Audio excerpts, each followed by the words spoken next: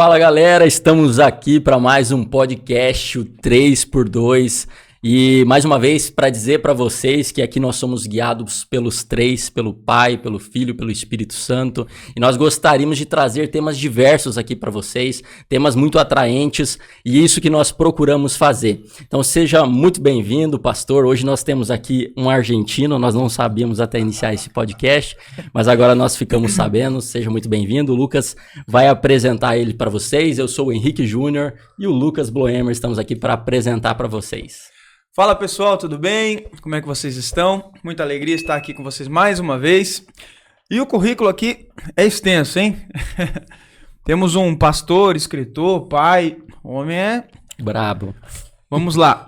Pastor Ronan Silva, é isso aí, né? É isso aí. 34 anos, é casado com a Mayara, pai da Cel, da Luna, pastor sênior da Nova Igreja Batista de Toledo, servindo no Ministério Pastoral, Liderança, Ensino e Aconselhamento há 17 anos.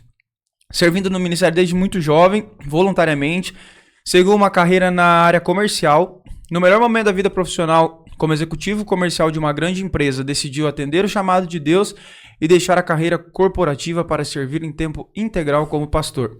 Atualmente, Ronan e sua família residem na cidade de Toledo, como missionários plantadores da Nova Igreja Batista de Toledo, que completou agora 3 anos.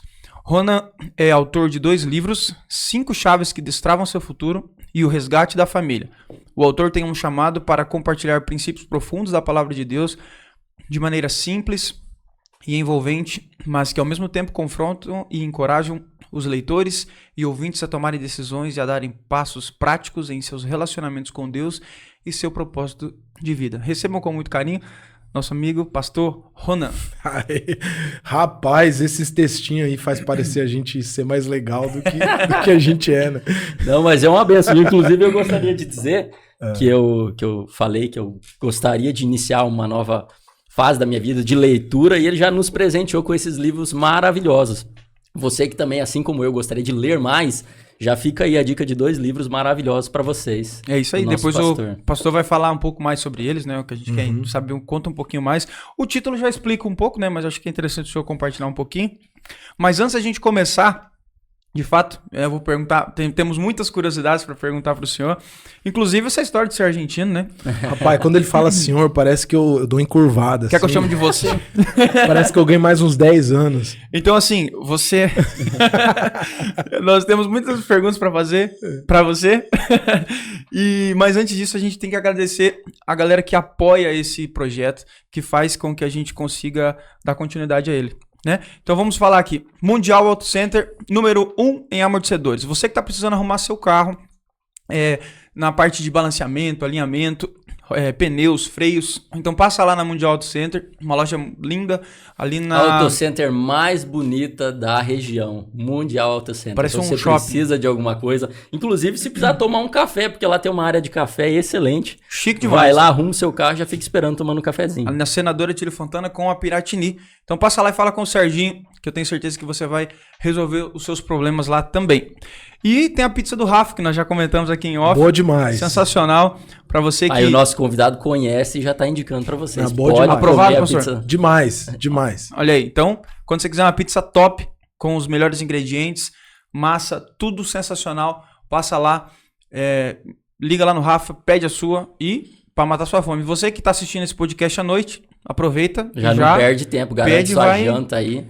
E já vai comendo uma pizza do Rafa e escutando aqui as bênçãos que Deus tem para vocês aí. Temos também a Smalltex Soluções Tributárias. Para você, empresário, que precisa de uma ajuda no setor fiscal, tributário da sua empresa, chama a Smalltex Soluções Tributárias que eles vão conseguir te ajudar da melhor forma. Eles têm mais de 12 anos de experiência no assunto. Então, você tem certeza que a sua empresa vai estar em boas mãos. Chama o Flávio lá, a Débora, e eles vão ser bênçãos na vida de vocês. Eu ainda vou fazer a propaganda deles. Aqui é um tema muito para pessoas estudiosas, né? Então eu deixo pro Henrique.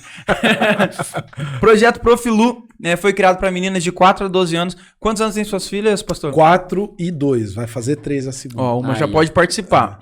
Escuta ali, querem dar início para meninas que querem dar início à modalidade de ginástica rítmica. A minha irmã, Luana, ela tem um projeto lá na Adventista, em parceria com a Adventista. E é muito bacana, assim.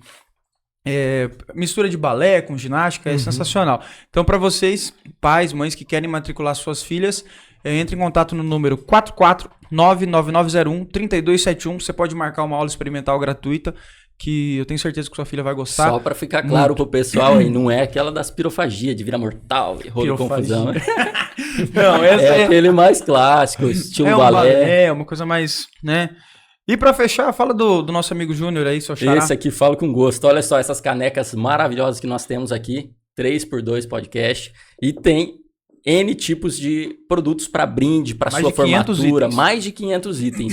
É uma empresa que mais vende no Brasil, ela atende todo o Brasil, inclusive, se você está nos assistindo e é de outra localidade, chama Personalizar Toledo. Eles fazem tem uma gama gigante de produtos para brinde, para sua formatura, se você precisa de copos para sua formatura, ou para algum tipo de festa, para você presentear os seus funcionários, os seus fornecedores, algo assim. Chama Personalizar Toledo, fala com o Júnior, meu xará lá, que eu tenho certeza que você vai receber um ótimo atendimento. São mais de 20 mil itens vendidos, clientes atendidos. O Júnior lá, a empresa é top.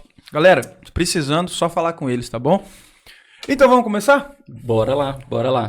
Vamos começar a perguntar as nossas curiosidades pra você. Pastor, primeiro, a gente sempre deixa um espaço aqui pra gente conhecer um pouco da tua história. Você nasceu num berço cristão, aqui em off você até já comentou um pouco com a gente, mas a gente gostaria de saber mais.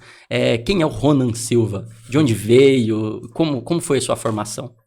Então, eu sou filho de pastor. Meu pai foi pastor na Assembleia de Deus por mais de 35 anos. E nasci na Argentina porque meu pai estava em missão. Eles saíram daqui, isso em 88, saíram daqui de Cascavel, foram para Zárate, região metropolitana de Buenos Aires, por uma direção de Deus. É realmente uma história muito impactante.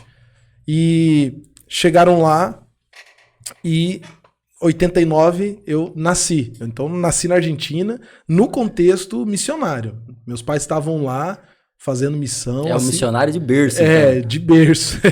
Mais do que crente de berço, missionário de berço já, né? E é toda uma história, né? Isso aqui... Olha, meu pai daria um podcast, viu? Meu pai é um daqueles heróis da fé. Pai do Ronald, já fico com você aqui. Meu pai é uma história linda demais.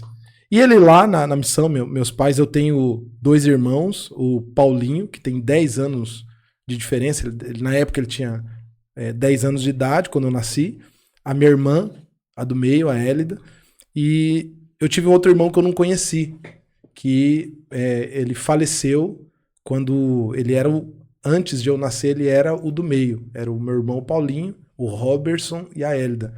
E ele faleceu com 6, 7 anos de idade, eu não o conheci, né? Até minha mãe brinca, né, que Deus, né, trouxe uma compensação, né? Ela fala que eu fui esse presente, né, de compensação, né? Os meus irmãos ficam com ciúme, né?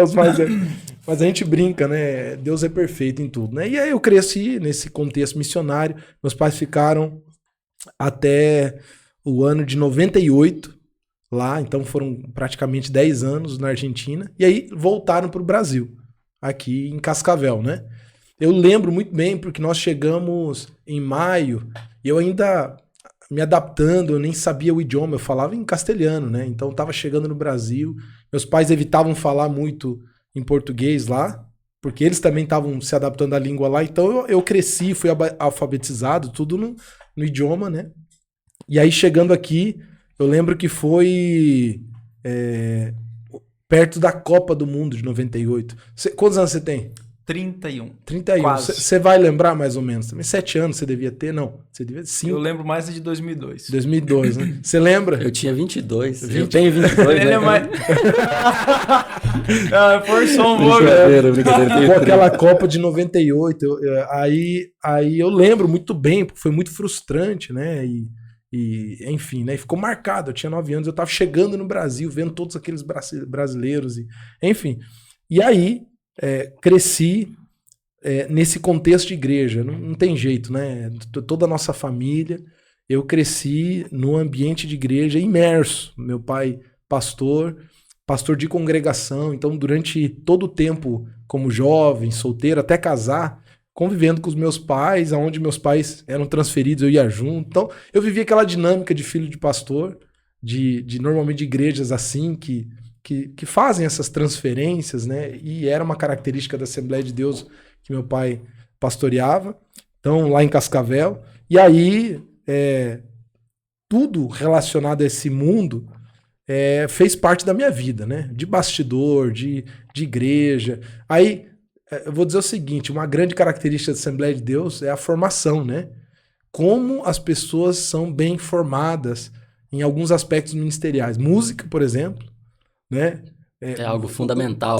Como forma músico, né? E minha família de músicos, o meu irmão, um excelente músico. Então, com 8 anos também eu entrei na música, toquei bateria, e aí você vai se inserindo, né?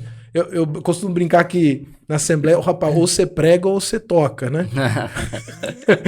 Baterista e filho de pastor, olha só. Ou você toca, canta, né? Ou do louvor ou prega, mas é porque é muito forte, né? Realmente desenvolve pessoas muito abençoadas nessas áreas. E isso estimula muito, né? Os jovens já vão crescendo. Mas eu sempre fui um filho de crente. Eu aprendi as histórias bíblicas, eu conhecia o mundo de igreja, eu temia a Deus de uma certa forma.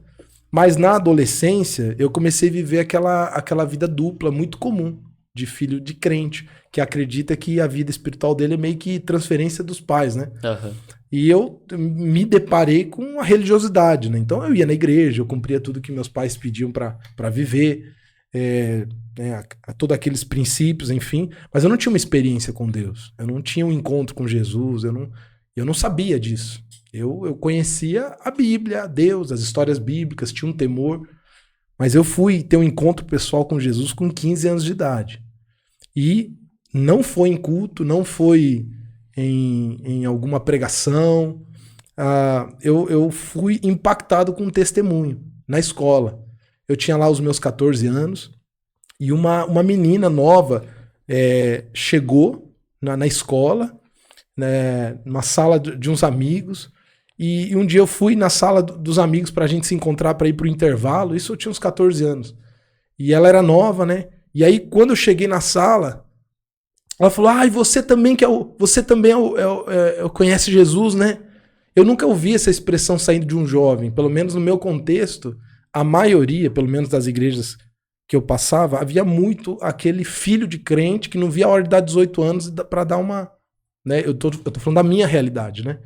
Então, aquilo me impactou. Eu nunca vi alguém da minha idade, fora de um ambiente de igreja, falar com entusiasmo e amor sobre Jesus, sobre Deus. Aquilo me constrangeu. Eu até fiquei meio... Fica quieto. O jovem nesse período ali meio que quer meio se esconder, né? Por ser... Eu era crente na igreja, né? Mas fora eu fazia de tudo pra ninguém nem saber. Eu tinha uma certa até vergonha de ser filho de pastor. Quando falava, o que teu pai faz? Meu pai é pastor. Né? E aí aquilo me incomodou. Ela falou: você conhece Jesus também? Eu tava procurando alguém. Eu falei: tá doido, né? Cruz credo. E aí essa menina ela tinha alguma coisa que mexeu comigo nesse aspecto espiritual. Aquilo me deixou chocado, assim. Eu nunca vi um adolescente, um jovem, falar com um brilho no olho de Jesus. Aquilo foi um despertar, aquilo me incomodou, né? E foi aí que eu comecei, juntamente com isso, ter algumas... Eu comecei a viver alguns dilemas emocionais de adolescência, assim, de juventude, de crise de sentido de vida, de não saber exatamente. É uma crise existencial lá da adolescência, mas eu tive um momento, eu era estagiário numa loja de instrumentos musicais e eu ia na aula de manhã, fazia estágio à tarde e no final da tarde eu ia para casa, minha mochilinha e tal. E numa segunda-feira, rapaz, eu fui tomado assim por uma angústia, por um tipo de tristeza esquisita. Na adolescência, você não é tão profundo às vezes nas suas reflexões, mas você é profundo no sentimento. Você sente muito, mas não sabe digerir muito bem o que você tá sentindo, né? E aí eu, nesse trajeto pra casa, cara, eu acho que eu orei pela primeira vez. Sinceramente, assim, de todo o meu coração. Eu orava como filho de crente, assim, né? Eu cresci nesse ambiente de culto, de igreja, de tudo. Mas foi pela primeira vez, andando, caminhando. Eu orei pela primeira vez e falei, olha, Deus, se o Senhor é real, se o Senhor existe, se aquilo que aquela menina fala a respeito de te encontrar no quarto, ela falava coisas como essa, que não era comum pro meu contexto de igreja, não era muito comum eu ouvir esse tipo de coisa. Foi a primeira vez que eu ouvi a expressão secreto, por exemplo, né? Olha, eu tenho meu tempo no secreto. Eu falei, que loucura é essa, né? E aí eu falei, olha, se é real isso, eu quero isso aí. Eu não quero o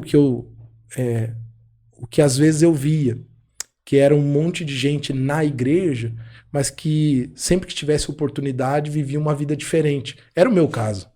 Então, fora da igreja, eu fazia de tudo para esquecer aquilo, de ser diferente, porque era uma vida dupla.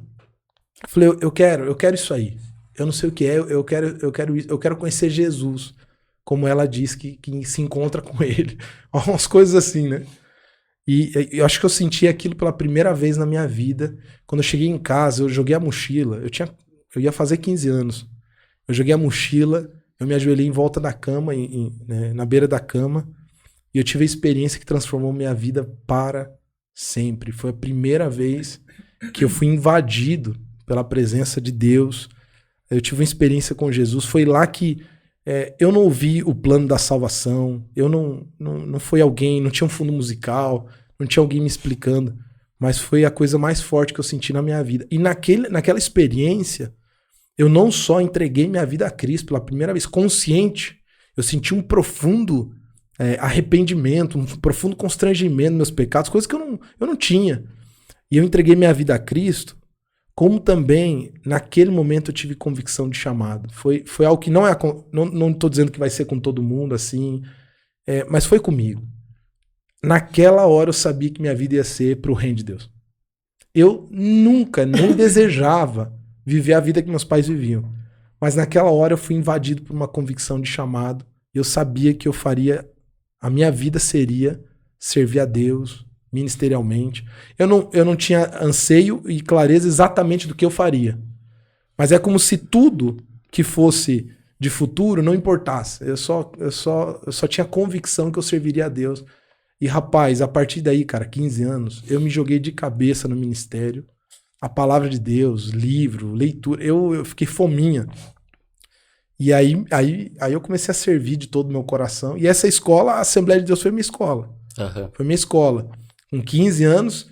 Mas assim, com 15 anos, você não tem oportunidade ministerial. E também eu não estava atrás disso. O que eu fazia era sangue no olho, fome, vontade. Então, na outra semana, por exemplo, eu já tinha chamado meus amigos da igreja para uma reunião no meu quarto. Que eu queria contar para eles o que tinha acontecido comigo. Eu já queria... E eu queria vergonha. Agora não, eu queria abrir e falei, cara, vocês precisam do que eu tenho agora.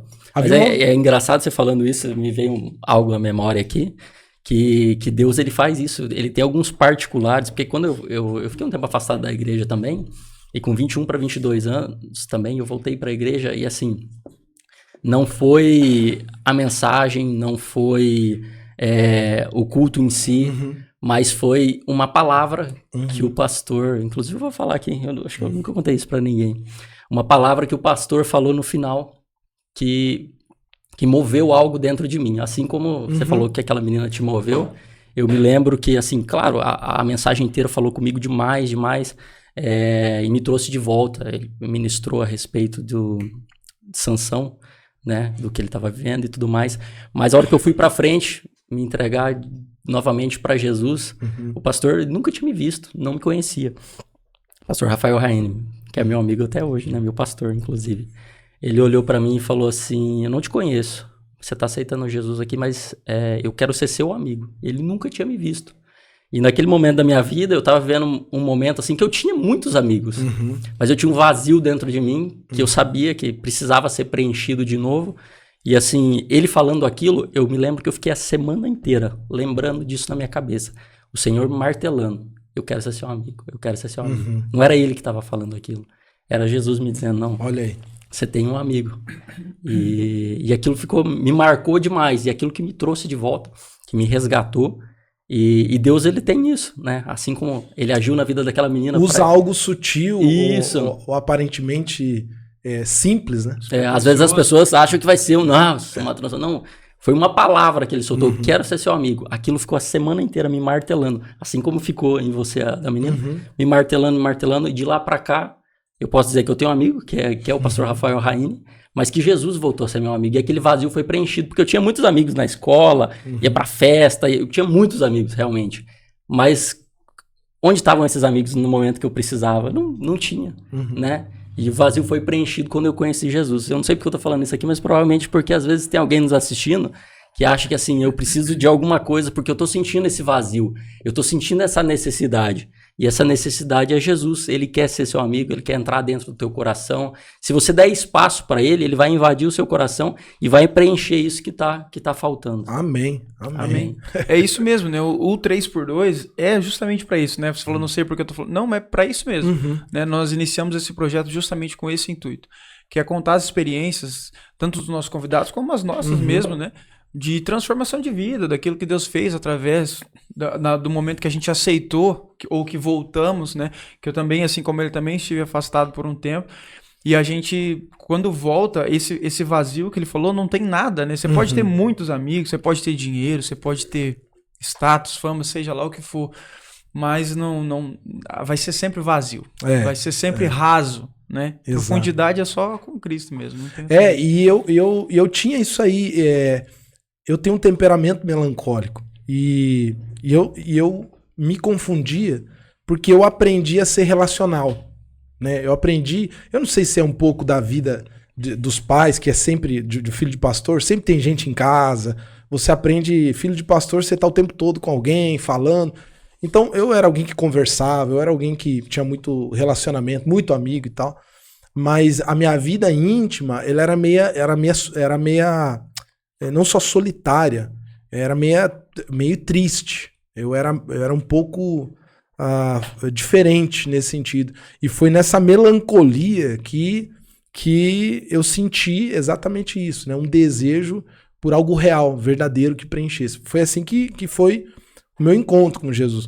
Mas aí, rapaz, eu me joguei de cabeça, eu fiquei loucão, cara. Eu fiquei doido, claramente cheio do Espírito Santo, mas assim, eu perdi todo o senso de quase que de vida terrena. É muito sério isso, sim. Eu realmente senti uma urgência de viver tudo que Deus tinha pra mim. Então, eu lia a Bíblia vorazmente, já com 16, 17 anos. Todos os livros que meu pai tinha na livraria, da vida dele pastoral. Rapaz, eu lia tudo, pegava. Na época a gente não tinha YouTube, eu tô falando 2004, YouTube é novo, acho que é de 2009, 2010. Então, hoje a gente tem acesso a qualquer igreja, qualquer pregador do mundo inteiro. Se você quiser assistir alguém que você admira, o que você poderia aprender, você assiste o que ele pregou domingo Tem fácil acesso, né? Na época você não tinha aquilo, né? Então, eu visitava a igreja, eu fiquei fominha de igreja, né? Então, porque eu queria... eu queria ver isso aí, rapaz. Eu cresci lá na minha caixinha, né? De Assembleia de Deus. Então eu comecei a ficar fominha de igreja, conhecer pastor, conhecer gente, fazer a obra de tudo que podia, eu me enfiava, retiro, acampamento, congresso. Eu me enfiava em tudo, eu fiquei fominha, né, de Deus. E obviamente aquilo começou a gerar um transbordo muito grande. E eu comecei a servir a Deus muito mesmo, genuinamente, com quem eu podia, né? E aí, naturalmente, na igreja, esse ímpeto começou a chamar uma atenção ou outra. E aí eu recebi, com 17 anos, a primeira oportunidade para liderar jovens, que no contexto da minha igreja, naquela época, de onde nós estávamos, era muito incomum, porque seria algo chamado de cooperador, né? Tem cooperadores, diáconos, presbíteros, e um cooperador, pelo menos naquele contexto, era comum que fosse minimamente casado, né? Começava assim. E eu tinha 17 anos. E normalmente líderes de jovens eram presbíteros, né? Evangelistas, alguma coisa assim, né? E aí, mas foi o próprio corpo de obreiros que sugeriu. Isso foi uma bênção na minha vida, porque meu pai nunca demonstrou algum tipo de favoritismo e nunca... Então, era a igreja que ele pastoreava, mas o corpo de obreiros, numa reunião, falou, olha, a gente vê o Rona aí com os jovens pra cima e pra baixo, influenciando, pregando, cantando e pegando, e faz reunião na segunda, faz numa terça, vai numa garagem de uma casa, evangeliza na rua. Porque eu não tinha essa necessidade de reconhecimento ministerial. Até pela ingenuidade, pela idade, né? Eu não vislumbrava isso. Eu queria servir a Deus. Eu queria que os outros vivessem e sentissem o que eu estava sentindo e o que eu tinha conhecido. E aí foi a primeira vez que eu tive uma oportunidade ministerial no contexto de igreja mesmo, com 17 anos, para liderar os jovens. Era um grupo de uns 18 jovens, numa congregação da Assembleia de Deus, do bairro Santa Cruz, em Cascavel. E aí começou o meu, vou chamar assim de ministério, de forma um pouco mais formal.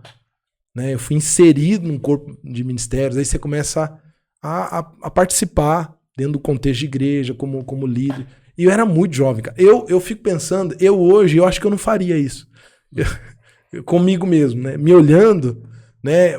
Que doideira, cara. Que doideira. 17 anos, muito novo, muito imaturo, mas com muita fome. E assim começou, né? Você perguntou como é que foi a formação.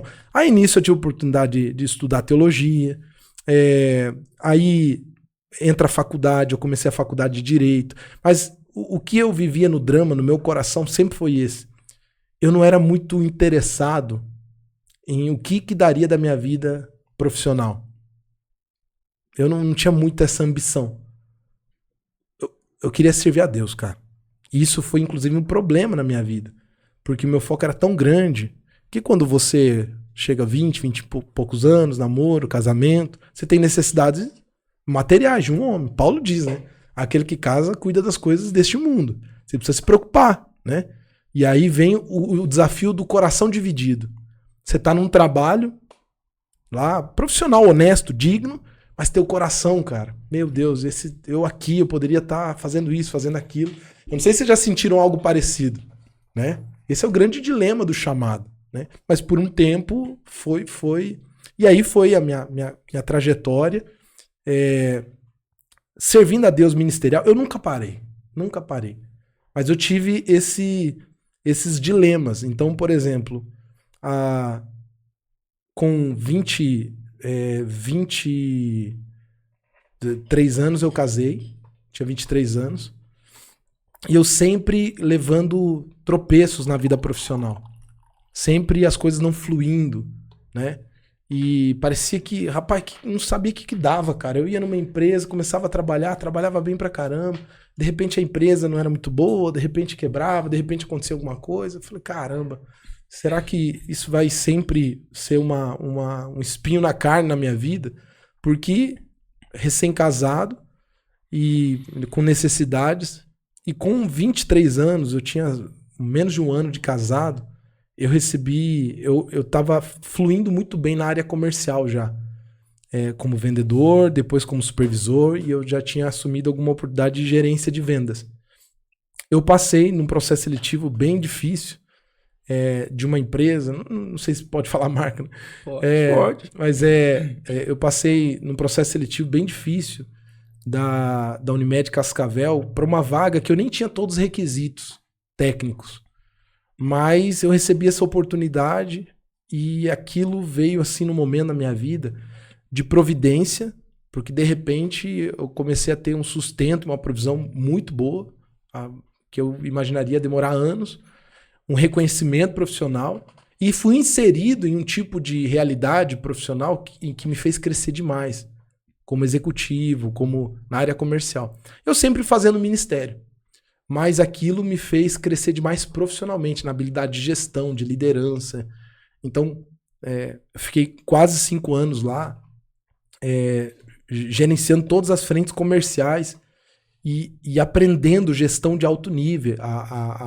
Pelo menos a operadora nossa lá, ela era premiada. Ela foi várias vezes entre as 150 melhores empresas para se trabalhar no Brasil. Ou seja, eu estava lá com 20 e poucos anos, crescendo demais em competências da vida, que dificilmente eu vejo as igrejas, às vezes, darem essa ênfase de ajudar algumas pessoas. Eu vou dar um exemplo bem prático. O que eu vejo muito no ministério, muita boa intenção e coração, mas às vezes pouca competência. Por exemplo, eu conheço e conheci muitos pastores cheios de Deus, piedosos, que amam ao Senhor, que iniciaram projetos e não sabiam desenvolver isso. Começando a igreja não avança, não cresce. Mas por falta de habilidade técnica. Por habilidades como administração, gestão, liderança, organização. E o seu próprio trabalho te credenciou a tudo Rapaz, isso. Exatamente. Eu não sabia o que Deus estava fazendo, mas eu cresci muito nessa área. Porque eu me inseri em esse mundo, e é um mundo de alta performance mesmo. Eu estava rodeado de oportunidades e pessoas que trabalhavam nos níveis mais altos, assim, a nível Brasil. E isso me muniu de um monte de competências que hoje eu vejo o que Deus estava fazendo. Porque, por exemplo, a plantação de uma igreja, se alguém acha que é somente uma direção de Deus, eu acredito que vai se frustrar. Porque quando você vai plantar uma igreja, no sentido natural, eu tô falando, no sentido terreno, é quase que um empreendimento. Né? O olhar que você precisa ter de como começar algo do nada, né? Organização, gestão sozinho, como avançar de uma pessoa sozinho para aquilo se multiplicar em funções, ministérios, duplicar a visão, gerar. Rapaz, é algo difícil demais. E eu conheci na minha trajetória muitas pessoas de Deus, com chamados de Deus, mas por falta de capacitação nessa área, sucumbiram projetos. Igrejas que fecharam, né? Missionários que às vezes estão numa realidade lá do campo e não conseguindo se sustentar, não conseguindo fazer algo fluir, e dependendo de oferta, dependendo de um monte de coisa, e às vezes as coisas não fluindo. E eu vi claramente como esse tipo de experiência, hoje, ela está resultando no que nós vemos na igreja que estamos plantando, né? Eu vejo claramente como Deus usou esse momento de formação na minha vida, do mercado de trabalho, para ser revertido no corpo de Cristo, né? Eu vi isso. Nesse meio tempo, o meu pai, ele sai da Assembleia de Deus. Meu pai fica doente. Ele desenvolve diabetes e fica muito mal. E começa uma congregação, sozinho. Só que eu ainda era solteiro, um pouquinho antes, agora eu tô falando. Eu era solteiro ainda, eu tava noivo da Maiara. E eu, junto com ele, eu vou e acompanho, né? E aí ele fica doente. Meio que sem querer, é como eu me torno pastor da congregação que ele estava começando, sem querer, quase. Responsável, do nada, de um líder de jovens, muito animado, querendo servir, para um pastor. Eu ainda noivo da Maiara. E aí começa o maior desafio da nossa vida, né? Um grande teste. 22 para 23 anos, pastoreando uma igreja de periferia, de pessoas com menos recursos, com mais dificuldades. Eu, igualmente, também. E não sabendo nada disso. Agora eu tô falando de antes da experiência profissional, né? Sim. Não sabendo gestão, não sabendo liderar. Só amava o Senhor e era tipo um boi brabo, assim. Então, na verdade, você aprendeu na prática também, antes de ter todas as ferramentas. Foi desafiador, porque nós ficamos lá ajudando uns 2 ou 3 anos, mais ou menos. Isso eu tô falando dos 21 aos 23. E teve um momento em que eu vi... Aí eu casei, eu tava com 6 meses de casado, 5 meses de casado. Aí eu senti claramente de Deus que eu precisava ser discipulado. Porque eu amo meu pai, eu amo os meus pais. Eles são o maior exemplo de fé. Mas, primeiro, dificilmente é mais raro você ver dar certo pai discipular filho, né? Não estou dizendo que não deve ser, não estou dizendo que não acontece, eu estou dizendo que é mais difícil por várias coisas, intimidade, o excesso de convivência. Segundo, eu não tive mesmo isso, né? Até pela condição que meu pai estava, enfim. E eu senti, cara, eu eu senti claro de Deus, eu preciso de algo que eu ainda não tenho. Eu acho que eu amo a Deus, é sincero o meu chamado, mas me falta preparo, eu tive essa consciência, foi de Deus, né? Eu não sou tão humilde assim, não. Eu acho que foi Deus mesmo que plantou um constrangimento no meu coração. Você precisa aprender, Rony. Você tá aqui quebrando a cabeça, mas você é novo, você precisa. E eu comecei a orar por isso. E foi aí que entra no meu caminho o pastor Jefferson, que é o pastor da Nova Igreja Batista de Cascavel. Tô falando isso de 2013, já com 23 anos. E ele era alguém que eu conheci vendendo instrumento, né, numa loja de instrumentos musicais, vendendo, trabalhando como vendedor. Conheci ele e a gente gerou alguma conexão. Então, eu falei, cara, eu preciso conversar com alguém que seja fora do meu contexto, que me ajude, me discipule, me aconselhe, me dê uma mão. E o Jefferson foi muito generoso. Ele me acolheu assim, generosamente, sem nenhum tipo de retribuição. Ele passava tempo comigo, sentava, me ajudava, me dava conselho. Rona, olha, eu acho que vai por aqui, vai por lá e tal. E nós nem sendo da mesma igreja. Aquilo mexeu muito comigo. Chegou uma hora que eu falei, Maiara, eu acho que a gente precisa recuar.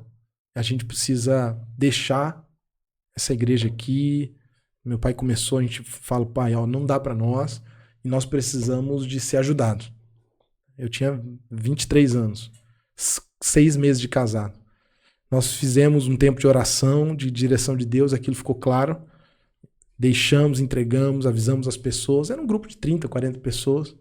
Olha, a gente vai congregar lá, porque a gente sentiu uma direção de Deus. Congregar lá para aprender e para ser discipulado e cuidado. Nosso casamento estava começando a ser muito machucado pela circunstância, cara. Faltava recurso, dinheiro, pressão de tentar conseguir se sustentar como família e ao mesmo tempo você tendo uma congregação lá clamando, desesperando. Às vezes, né, teve uma situação que era um domingo, foi talvez um dos momentos mais críticos desse período. A Maiara era estagiária, ela estava no 4º ano, no 5º ano de direito, no último, e trabalhava como estagiária, ganhava uma bolsa estágio de R$400. Né? A faculdade dela, com bolsa que ela pagava, era 370. E eu era vendedor comissionado, sem salário fixo, fazia uns 3 meses que eu não recebia nada. E a gente teve um dia, assim, eu nunca passei fome, pela graça de Deus, mas chegamos a níveis de escassez altíssimos. Não somente na época da Argentina, como criança, como missionário, mas nessa fase. Eu e a Maiara estávamos no domingo, pro almoço, nós tínhamos arroz e uma sacolinha de quiabo que ganhou de um irmão, que foi lá num dia e falou, vou deixar uns quiabos com vocês. Ela falou, Rona, não tem sal. Arranja um sal pra gente. Ela falou assim, arranja, meio que... Porque ela sabia como que tava a nossa... Eu falei, já volto. Fechei a porta. A gente morava não era apartamento, era em cima do salão onde a igreja era. Em cima tinha tipo um sótão, assim, um negócio que era onde a gente morava. Que a gente decidiu ir morar lá, para em vez de pagar aluguel para uma casa nossa, a gente ajudava a pagar o aluguel da igreja. E aí eu saí, tinha uma mercearia na frente. Eu falei, cara, eu vou pedir um sal lá. Eu não sei se alguém sabe o que... Tem gente que talvez não sabe o que é não ter realmente R$1 e nem ter como conseguir R$1. Né? O saco era menos de R$2 na época. Eu acho que R$1,15, R$1,20. Eu lembro até hoje mais ou menos assim. Não tinha um cartão de crédito, não tinha um limite de banco, não tinha nada. Eu queria achar uma moeda no chão, mas não tinha. Né? E aí aquele orgulho também de um homem, começando, né, a vida de homem, pai de família. Eu fui na frente, eu falei, olha, você não tem como conseguir um sal para mim? Essa semana eu ainda não recebi, eu era comissionado, eu dependia, né, de comissão cair. Mas você me dá o sal, fiado, né? E era uma atendente, eu acho, não era dona. Ele falou, olha, não posso não, né? Aquele foi um momento que eu falei, Deus, não faz sentido, né? Seguir a vida assim, te servindo. Hoje à noite eu tenho que pregar para as pessoas que o Senhor é um Deus de provisão, de cuidado, de que o Senhor é bom e de que te servir vale a pena. Mas não tá valendo, né? naquele momento de dor, né? Você fala o que o teu coração tá gemendo, né? Não quer dizer que seja verdade. E eu voltei pra casa e eu passei no vizinho. Aí ele nos deu uma xícara de sal. Eu voltei pra casa. A gente chorou demais. Mas eu abraçava a Mayara, falei, Mayara, Deus já mostrou o que ele vai fazer. Esse não é o fim, é só o processo. Aquela frase clichê, a gente sabe disso, mas passando é muito difícil. Né? Todo mundo fala, esse é só o processo. Faz parte do processo. Mas vivendo, cara, é muito difícil. Eu falei, Mara, isso não é o fim, é só o processo. Vai valer a pena. Então nós estávamos nesse momento, quando o pastor Jefferson nos abraça e nos cuida como filho. Como filho. E eu costumo dizer, né? Deus me presenteou com 3 pais. O meu pai, que eu amo, pastor Severiano. O meu irmão Paulinho, que tem 10 anos de diferença, então por muito tempo, né? Ele era um pai para mim também. E o pastor Jefferson, que foi o outro pai que Deus me presenteou e também pai espiritual. E aí nós fomos para lá e aí a nossa vida começou a ser moldada e formada para o que a gente vive hoje. Porque foi aí, concomitantemente, que nós entramos na Nova Igreja Batista de Cascavel. Comecei a servir lá com os jovens, a ser discipulado, pastoreado, cuidado, treinado. E foi nessa fase que eu passo no processo seletivo, que eu entro na Unimed Cascavel e as duas coisas começam a ser forjadas em mim. Né? Eu comecei a crescer demais, né, em competências, em habilidades, ser moldado e ministerialmente. O pastor Jefferson é um homem de Deus incrível, com caráter, com uma integridade, mas com uma habilidade ministerial. Não é à toa que a igreja tem crescido tanto lá. Né? Hoje é uma igreja com mais de 6.000 pessoas, que começou sozinha, do nada, do zero, na garagem da casa dele. É uma igreja pujante, viva, e nós ficamos 10 anos lá em Cascavel. Então é uma trajetória, eu fui presenteado por Deus em estar em lugares de formação. Eu fui formado com muita excelência e eu tive um privilégio de receber tudo isso, né? Esse tipo de vida ministerial, o Jefferson, o pastor Claudinha, incríveis, e tudo isso foi forjando. Eu fui ver o que é que Deus estava fazendo quando chegou a hora da plantação da igreja aqui. E a Nova Igreja Batista, ela começou em Cascavel, veio para Toledo, e tem algum outro lugar também? Então, é assim, o pastor Jefferson, ele era, né, agora é da reserva, tenente-coronel do Exército. Ele estava para finalizar a carreira dele, ele começou com 16 anos, academia militar lá, agulhas negras, enfim. E ele estava servindo em Cascavel pelo Exército. Mas ele rodou o Brasil muito tempo, ele não era pastor. Ele era tenente-coronel do Exército e crente, né? Um cristão e tal. Então, onde ele chegava, em cada cidade que ele chegava, ele servia em alguma igreja. E, por algum motivo, em Cascavel não estava conectando, ele não estava sentindo direção, até que ele começou um estudo bíblico na casa dele. Aquele estudo bíblico começou a reunir gente, ele não era pastor. Deu 1 ou 2 meses, tinha lá umas 60, 70 pessoas se reunindo para fazer aquilo. Em uma das igrejas que ele passou, que foi em Manaus, que tem a Nova Igreja Batista de Manaus, estou falando de Manaus lá, o pastor Davi Hatcher, que foi uma igreja onde o pastor Jefferson passou por lá, quando serviu lá em Manaus, e encorajou, falou, Jefferson, você é pastor, cara. Né? Olha aí esse rebanho, isso é uma igreja, você começa uma igreja. E o Jefferson começou. Inicialmente, inclusive, chamava de Igreja Batista do Paraná. Por que Batista? Porque a maioria das igrejas em que o pastor passou na sua trajetória, e a doutrina que ele mais entendia, era batista, mas não era uma igreja assim, plantada por outra, foi algo que nasceu organicamente, encorajados e abençoados e ajudados pelo pastor Davi lá de Manaus. E com o tempo, o pastor Jefferson falou, Davi, podemos adotar esse nome, né? Nova Igreja Batista? Mas lá, essa igreja... Mas ela não é filial, né? Mas lá é também uma... A primeira e única igreja inicial que eu conheço é a Nova Igreja Batista de Manaus, né? Tá. E aí o pastor adotou, mas é uma relação de cooperação, não era uma igreja filha, né? são autônomas. Isso é muito comum das igrejas no caso, batistas. A filha é só de Toledo. E a gente considera assim filha porque eu sou filho espiritual lá, fui formado. Mas da mesma forma, nós entendemos que as igrejas são autônomas.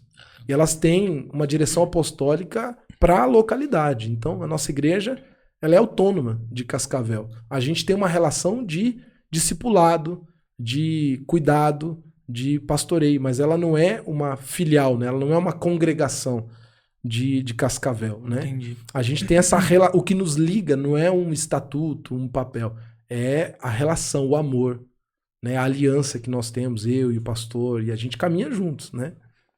Falando da igreja, aproveitando, né, já que estamos falando sobre isso, eu queria que o senhor contasse como que começou, porque eu escutei uma história, achei muito interessante, eu queria que o senhor compartilhasse com a gente onde ela surgiu, como ela surgiu, né? Hoje nós vemos pelas redes sociais que a igreja está linda, né? Lotados os cultos, né? Para honra e glória do Senhor, mas conta pra gente como que ela surgiu, como que ela começou. Né? Então, 2018, Deus começou a falar com a gente, no particular, eu e a Maiara.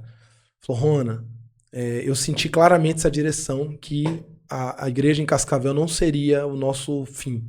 A gente não ficaria lá para sempre. Eu não sabia exatamente, mas eu sentia muito forte isso. Falei, Maiara, eu acho que Deus está nos preparando para começar algo, né, em algum lugar. Muito bem lá em Cascavel, uma igreja abençoada. Aí eu já estava no Ministério Integral, né? Tô resumindo aqui a história. Em 2017 eu deixo o meu trabalho por uma direção de Deus. Eu abandono tudo na carreira corporativa, né? E vou para servir em tempo integral na igreja, trabalhar na igreja, em 2017.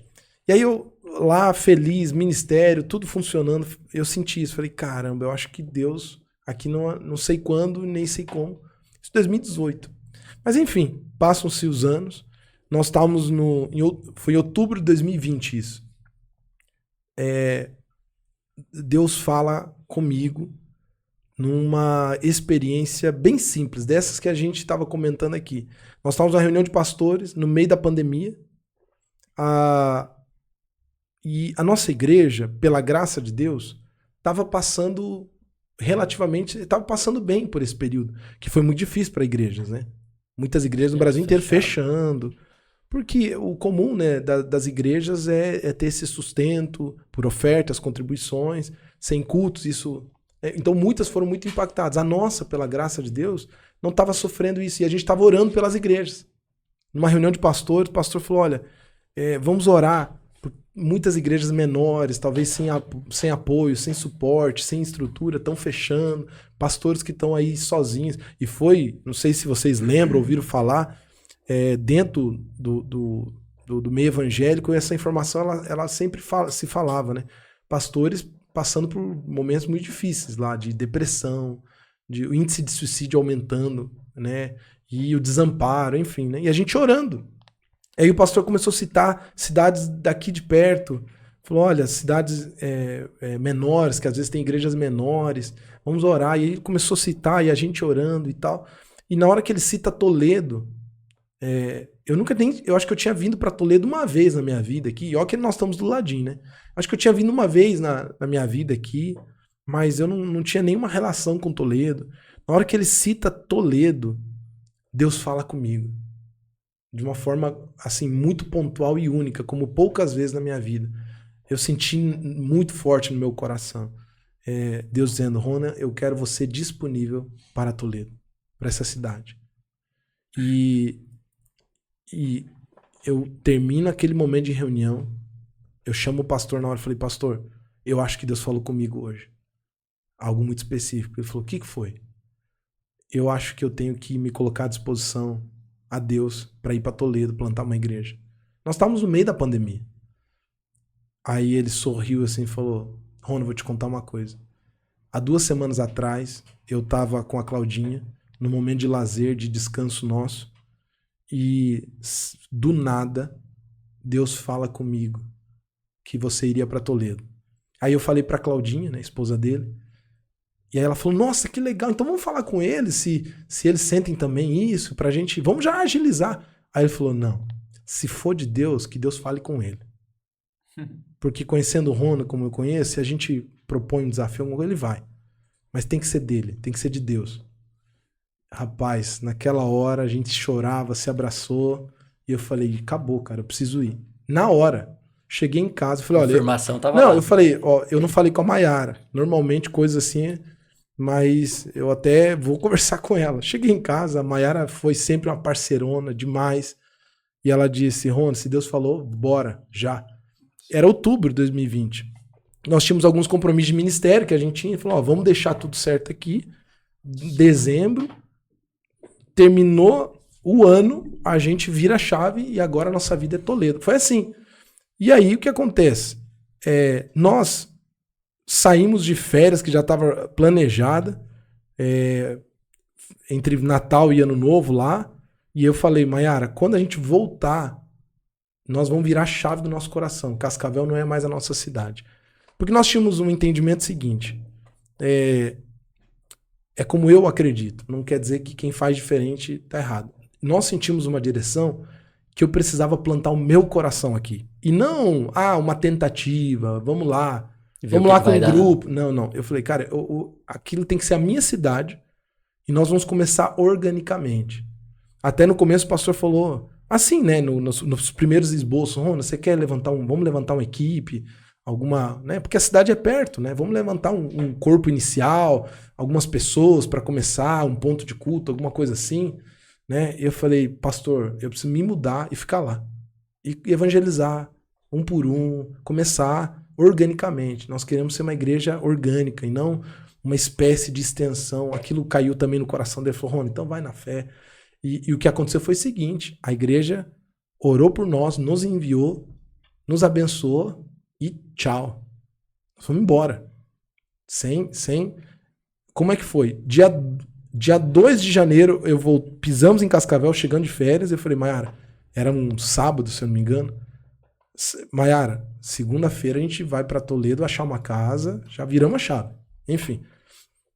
Esse domingo, falei, segunda nós vamos. No domingo, meu celular recebeu uma mensagem de uma pessoa que eu não conhecia falando, olha, fiquei sabendo que vocês estão se mudando para Toledo, eu tenho uma casa da minha família para alugar, você quer dar uma olhada, disposição? Eu falei, a primeira que apareceu, vamos. Então na segunda-feira, dia 4 de janeiro, estávamos lá, e aí eu conheci o José Barbosa, dono, né, dessa casa para alugar. E nós tivemos uma conversa de umas 2 horas. Era uma casa grande, a gente falou, a gente precisa de uma casa grande, porque a gente falou, nós estamos nos mudando para plantar uma igreja, estamos precisando de uma casa grande, porque eu já imaginava pequenos grupos lá, e reunião, e gente, é isso que a gente mudou intencionalmente para plantar uma igreja. E naquela conversa o Barbosa falou o seguinte, isso aqui vai ser uma igreja, né? O Barbosa já era convertido, mas devido à pandemia também estava sem um lugar, as igrejas fechadas, a família dele, uma bênção também, filhos. Ele falou, aqui vai ser uma igreja? Eu falei, vai. Então eu vou estar com vocês. Primeiros membros, alugando a casa. Né? Nem tinha me mudado. Deus já mandou. Falou, a gente vai estar junto, nós estamos juntos. Né? Aí já era, não sozinho, era eu e a Maiara agora, Barbosa, Priscila e os 2 filhos, já não estavam mais sozinhos, né? E aí nós nos mudamos 20 dias depois, 24 de janeiro. Primeira semana de fevereiro, a gente faz um GA, que a gente chama, que é o pequeno grupo da nossa igreja, online, com os contatos que eu consegui nesses dias. De gente que indicou, de um irmão que estava em Toledo, mas conhecia a igreja em Cascavel, coisas assim, né? E tinha lá umas 8 pessoas online que eu não conhecia, nós não tínhamos relação nenhuma, mas toparam, e nós abrimos Era terrível, né, cara? Pandemia, aquele negócio online, uma frieza. Imagina começar uma igreja, cara. Foi a primeira reunião. Tá lá, videochamada lá, Google Meet. Ô, gente, tudo bem? Então. Então, foi primeiro online. E aí, 2 semanas depois, a bandeira vermelha, que na época tinha as bandeiras, que em Toledo foi bem rígido, né? Sim. E aí pôde se reunir presencialmente à noite. Baixou a bandeira. E aí nós fizemos o primeiro presencial. Já tinha 12 pessoas na sala da nossa casa. Que a gente não conhecia. Um chamou o outro e tal. E assim começou. Na sala da nossa casa, organicamente mesmo, bem natural. E aí começamos com aquele GA. Reunindo. Até que a gente planejou fazer um encontro de interesse, que a gente chamou. Que é uma reunião para avisar e explicar que teríamos uma igreja. com uma visão, com uma forma de ser, que é o que a gente carregava, o DNA que a gente entendia lá de Cascavel. E aí fizemos um formulário do Google, né, com link para os irmãos, olha, você espalha aí para alguém que quiser conhecer uma igreja que está começando e tal, e vai se inscrever, porque na pandemia precisava saber exatamente quantas pessoas, porque dependendo de onde você fosse se reunir, tinha lá o distanciamento, tudo, né? Era tudo aquilo lá, né? E aí estava agendado para um sábado, quando eu olho na quarta-feira o formulário, tinha 70 pessoas. Nós tínhamos um salão de um prédio que só podia reunir no máximo 30 pessoas. E eu falei, caramba, se Deus mandou, ele tem que dar um jeito, né? Tem que arrumar outra. Não, rapaz, e era quarta-feira, era no sábado. Eu morava no La Salle, do lado da universidade, da Unioeste lá. Eu saio orar, cara, pego o meu carro e falo, não, Deus, não é possível. Tem algum lugar que a gente... E eu nunca tinha passado ainda naquela rua. Eu ignorava um pouco ela, né? Mas tem o colégio, Premen, lá, né? E tem um teatro lindo, né? O teatro Moacir Galante na esquina. Quando eu olho aquele teatro, eu falo, cara, é aqui. Deve ter aqui uns 200, 300 lugares, então eu acho que pelo distanciamento vai dar. E aí eu paro o carro na frente e a minha cabeça carnal mesmo, na minha lógica, eu queria que desse certo. Eu queria resolver o problema. E aí eu tinha só o primeiro livro publicado. Eu falei, caramba, se eu falar que é igreja, numa escola, os caras vão barrar, não vão abrir oportunidade. Comigo mesmo, eu tô confessando na minha cabeça. Eu vou falar que é uma palestra para famílias, que eu sou escritor, mas não vou falar que porque senão os caras não vão... Eu precisava muito de um lugar, né? E são poucas opções em Toledo, assim, de um lugar que... Principalmente naquele contexto. Na hora que eu piso, peguei um livro que tinha no porta-luvas, na hora que eu tiro o pé pra porta, pra fora do carro, o Espírito Santo fala comigo. Fala tudo. Fala com clareza exatamente o que você vai fazer. Porque sou eu que abro as portas, né? E aí eu saio e pergunto para a secretária com quem que eu poderia falar. Ela falou, é com o Dominício aqui, o diretor. E ele tava lá, assim. Vai lá, aqui do ladinho. Aí eu peguei, fui, bati na porta, ele, opa. Aí eu pensei assim, eu lembrei de Neemias, né? Aquela oração de segundinhos, né? Na cabeça, né? Em 2 segundos assim, eu falei, caramba, Deus falou, vou liberar. Eu acho que em 10 segundos eu falei tudo. Assim. Falei, eu sou pastor, me mudei para plantar uma igreja, nós temos 70 pessoas que querem conhecer e se reunir, nós não temos um lugar, é sábado agora e eu preciso do teatro. Eu falei assim, ele ficou parado me olhando, assim, deve ter sido segundos, mas para mim parecia uma eternidade, porque ele ficou quieto. Ele ficou olhando assim, tá bom. Pode ser. Difícil. Falou, só tem uma coisa, é uma associação de pais e mestres, então tem um valor de locação, enfim, e também está condicionado à pessoa que cuida, que também trabalha para o Estado e cuida se ela tiver disponibilidade e quiser, porque é dia de domingo, né? E aí eu te retorno, mas ele me retornou, resumindo, dia 8 de maio de 2021, nós fizemos a primeira reunião. Tinha mais ou menos umas 60 pessoas lá no Premen. E nós ficamos 1 ano e meio, todo domingo nos reunindo lá. A igreja nasceu lá e sem estrutura nenhuma, sendo abençoado. Porque eu digo abençoado porque o valor era muito pequeno comparado ao montar uma estrutura. Você comprar som, cadeira... tudo pronto. Tudo pronto, rapaz. 1 ano e meio. E isso eu digo que Deus nos presenteou porque nos permitiu plantar uma igreja onde o foco era só gente e não coisa. Então a gente não tinha preocupação nenhuma em aluguel, em estrutura. A gente não... A dor de cabeça Foi da igreja. 1 ano e meio só cuidando de pessoas. Nossos problemas, a nossa preocupação, o nosso foco era gente, aconselhamento, pastoreio, cuidado, visita, reunião, comunhão. E foi assim. A nossa igreja por 1 ano e meio foi reunião no domingo, lá, 18 horas, e os pequenos grupos na casa. Começou com 1 na minha casa, depois 2 na minha casa, 1 na terça e 1 na quinta, depois esses foram para outras casas, e foi multiplicando, e a igreja tá aí crescendo em nome de Jesus. Né? Que benção, que benção. Você Mas vê, tudo, era mais ou menos isso que você... Era. tudo preparado por Deus, né? É. Que benção. Foi o cuidado com vocês também, na Foi. verdade, porque eu imagino, iniciar uma igreja já não é fácil. Iniciar uma igreja na pandemia. E essa história que eu escutei é justamente isso, que era no teatro do Fremen. E eu falava assim, nossa, que legal, cara, que sacada boa, porque pra começar já tinha tudo preparado ali. Não, e olha só, isso para nós é meio... A cultura brasileira, ela é muito... E principalmente aqui no Paraná, eu sinto que ela é muito territorialista. Primeira coisa que alguém quer saber... E a gente vivia isso. Quando algum irmão contava, né? Falava que ia convidar alguém pra igreja. Viu, vamos lá na minha igreja e tal. Daí a pessoa perguntava, onde que é a igreja? Ele falou, ó, a gente se reúne no domingo no Teatro do Fremen. Aí a pessoa falava, mas e a igreja? É onde? Aí alguém falava, né? Então, ó, a igreja somos nós, a igreja é o corpo de Cristo, a igreja são as pessoas. Mas que a gente se reúne... Não, mas não tem igreja, então?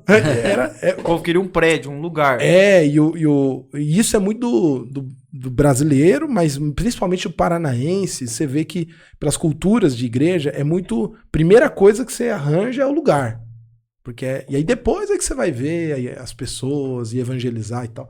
E é muito forte isso, muito forte. E a gente percebeu isso. Mas, por exemplo, na cultura americana, é muito comum igrejas começarem assim. Serem implantados usando auditório de colégio, teatro, é muito comum isso, né? E eu acho que para mim foi muito instintivo, porque eu também tinha uma influência de literatura, tem um pastor que eu admiro muito, que é o Rick Warren, aí tem um livro dele, Igreja com Propósito, ele conta também. Então para mim foi muito instintivo olhar a possibilidade de uma igreja nascer numa escola, né? Mas eu senti que não foi fácil, porque as pessoas não conseguiam ter essa cola. Dá aquela impressão de aventureiro. Isso aqui... Esse pessoal aí não sei não, tá começando aí, mas não... Entendeu? Nem igreja tem. O povo queria uma placa, o povo queria um negócio. Nós não tínhamos mesmo, cara. O que era a nossa estrutura? Tinha um Instagram, uma rede social, um grupo de WhatsApp que a gente conversava entre os membros, reunião nas casas, e no domingo a gente usava um teatro. Foi assim, 1 ano e meio. Né? Então... É um pouco mais atípico, né? Do que é o normal que a gente vê de outras igrejas. Mas para nós foi uma benção. E eu acho que, como modelo, na minha opinião, é muito mais leve. Muito mais leve. Nos permitiu, como eu disse, focar muito mais em gente do que em recurso, em finanças, em coisas como essa, né? Que benção. A minha visão realmente foi um cuidado de Deus para vocês. Mas, pastor, para a gente dar sequência aqui, o senhor é escritor de 2 livros, como a gente já citou. Mas onde a gente encontra esses livros, se quiser comprar? Conta um pouco da história desses livros, como foi escrever, para a gente entender um pouco como foi essa dinâmica também de escritor. Sim, sim. Então, como eu disse, a influência de escrita e de leitura é muito forte na minha família. Desde que eu me converti, eu tive um mergulho muito forte na leitura. Meu pai lia demais. E eu sempre tive o desejo, desde o início do meu ministério, de escrever, de registrar aquilo que Deus gerava no meu coração. Inclusive, eu costumo dizer que o primeiro livro, eu estava escrevendo ele há muitos anos já, no meu coração, na minha cabeça. Aquilo inclusive ele é a mensagem que foi a mensagem da minha vida por muito tempo, né? Que é os 5 chaves que destravam o seu futuro. Esse livro é muito curioso, eu quero contar um negócio que eu acho que eu nunca... Dificilmente eu tenho oportunidade de contar. Quando você olha esse título aqui, ele foi escrito em 2018. E eu creio que Deus me deu uma estratégia. Tava muito forte, aí veio a pandemia e isso aumentou, a cultura do desenvolvimento pessoal no Brasil. Né? Se você pega os principais livros, os influencers, os canais de YouTube, muito a cultura do desenvolvimento pessoal, aí vem o coaching e coisas assim. Então todo mundo, e lives de manhã, e desafios, e todo mundo acordando 5 horas da manhã. Vocês lembram dessa? Sim. Né? E eu senti que Deus me deu uma estratégia. Eu precisava falar com essas pessoas. Porque eu vou falar a minha visão. Eu creio que há uma riqueza muito grande nessa área de desenvolvimento pessoal. Você pode aprender muita coisa, né, nesse contexto de ensino, que são ferramentas para a vida, que te ajudam em performance da vida. Mas não necessariamente isso seja o evangelho, a mensagem do evangelho. A mensagem do evangelho é muito simples. O homem é pecador. Ele está sem Deus, destituído totalmente da possibilidade de graça, de eternidade. Ele está caído. E só há um caminho que restaura a condição humana, que é Jesus Cristo. Que não só o transforma, como o leva ao Pai. E é só a esperança para o homem é o Evangelho. Essa é a mensagem do Evangelho. O que acontece? Eu vi muito, e eu via os meus amigos, as pessoas da igreja e tal, essa mescla, até porque é muito comum no desenvolvimento pessoal, pessoas até por influência bíblica, porque a Bíblia é riquíssima. É a base, eu acho. A Bíblia é rica em lições sobre finanças, sobre produtividade, prosperidade. Se você pega só a Bíblia e quiser fazer ela de um manual para uma vida boa, você vai ter muita coisa. E é natural que dentro dessa cultura se mesclou muito. E eu lendo aquilo, vendo, Deus falando como eu falei. Havia uma mensagem que moldou muito a minha vida. Moldou muito. Que foi, que era basicamente aquela passagem em que Davi, jovem ainda, ele é indicado para trabalhar para Saul. Saul estava tendo aqueles problemas espirituais, e aí os servos indicam, né, falando, olha, vamos chamar alguém que toque para que esses espíritos... E aí eles indicam, ó, conheço o filho de Jessé, o belemita. E aí eles descrevem 5 qualidades de Davi. Fala, ó, que sabe tocar bem harpa, é corajoso e valente, é sisudo em palavras, de boa aparência e o Senhor é com ele.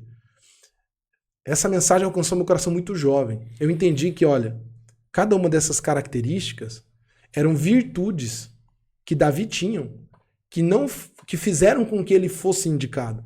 Davi não chegou onde chegou, e não era o rei de Israel, e não do nada. Eu sinto quando às vezes alguns pregadores tentam fazer parecer que é do nada. Obviamente ele não era, aos olhos humanos, o mais qualificado, né? Na hora que ele foi ser ungido por Samuel, não foi o primeiro filho indicado, ele era jovem, ele não estava no campo de batalha... Pelo próprio pai ele não era. Exato. Ele não estava no campo de batalha quando Golias estava desafiando, ele foi levar marmita para os irmãos, mas que ele era um qualquer, não era. Tanto é que na hora que ele vai falar com Saul, na conversa sobre enfrentar Golias, Saul fala, ué, mas você... Ele fala, olha, o teu servo aqui já matou o urso, o leão. Ele fala, eu tenho competências, sou capaz. Ele estava falando no sentido terreno, naquele momento. O currículo dele, né? E quando os servos de Saul indicam, é a mesma coisa. Eles estão falando de um jovem de 17 anos que os conselheiros de um rei sabiam quem ele era, cara. Não sei se vocês estão entendendo o que eu quero dizer. Sim. Não era um qualquer. Havia algum tipo de reputação fruto das competências que Davi tinha, que já gerava testemunho. E que levaram ele. E eram competências, olha só, das 5, 4 são humanas.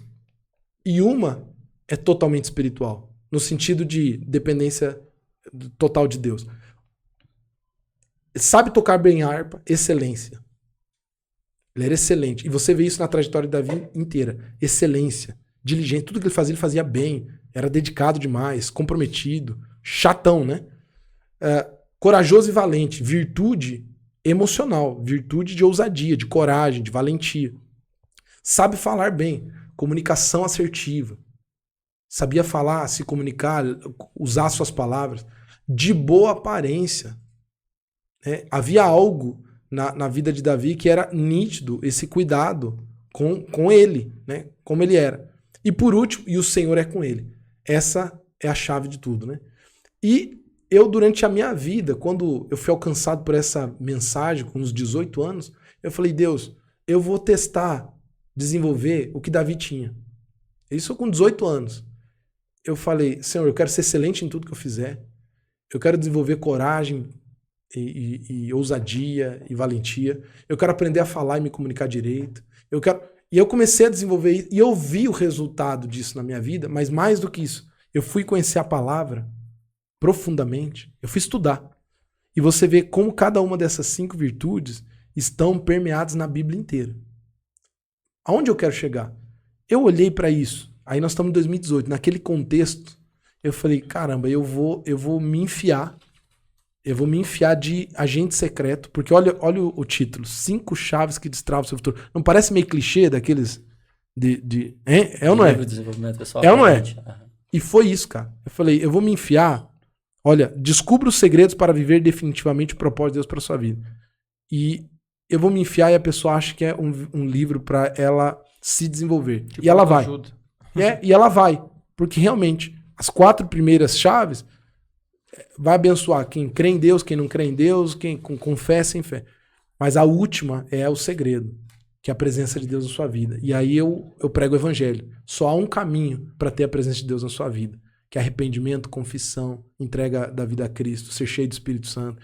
E aí esse livro tem essa história.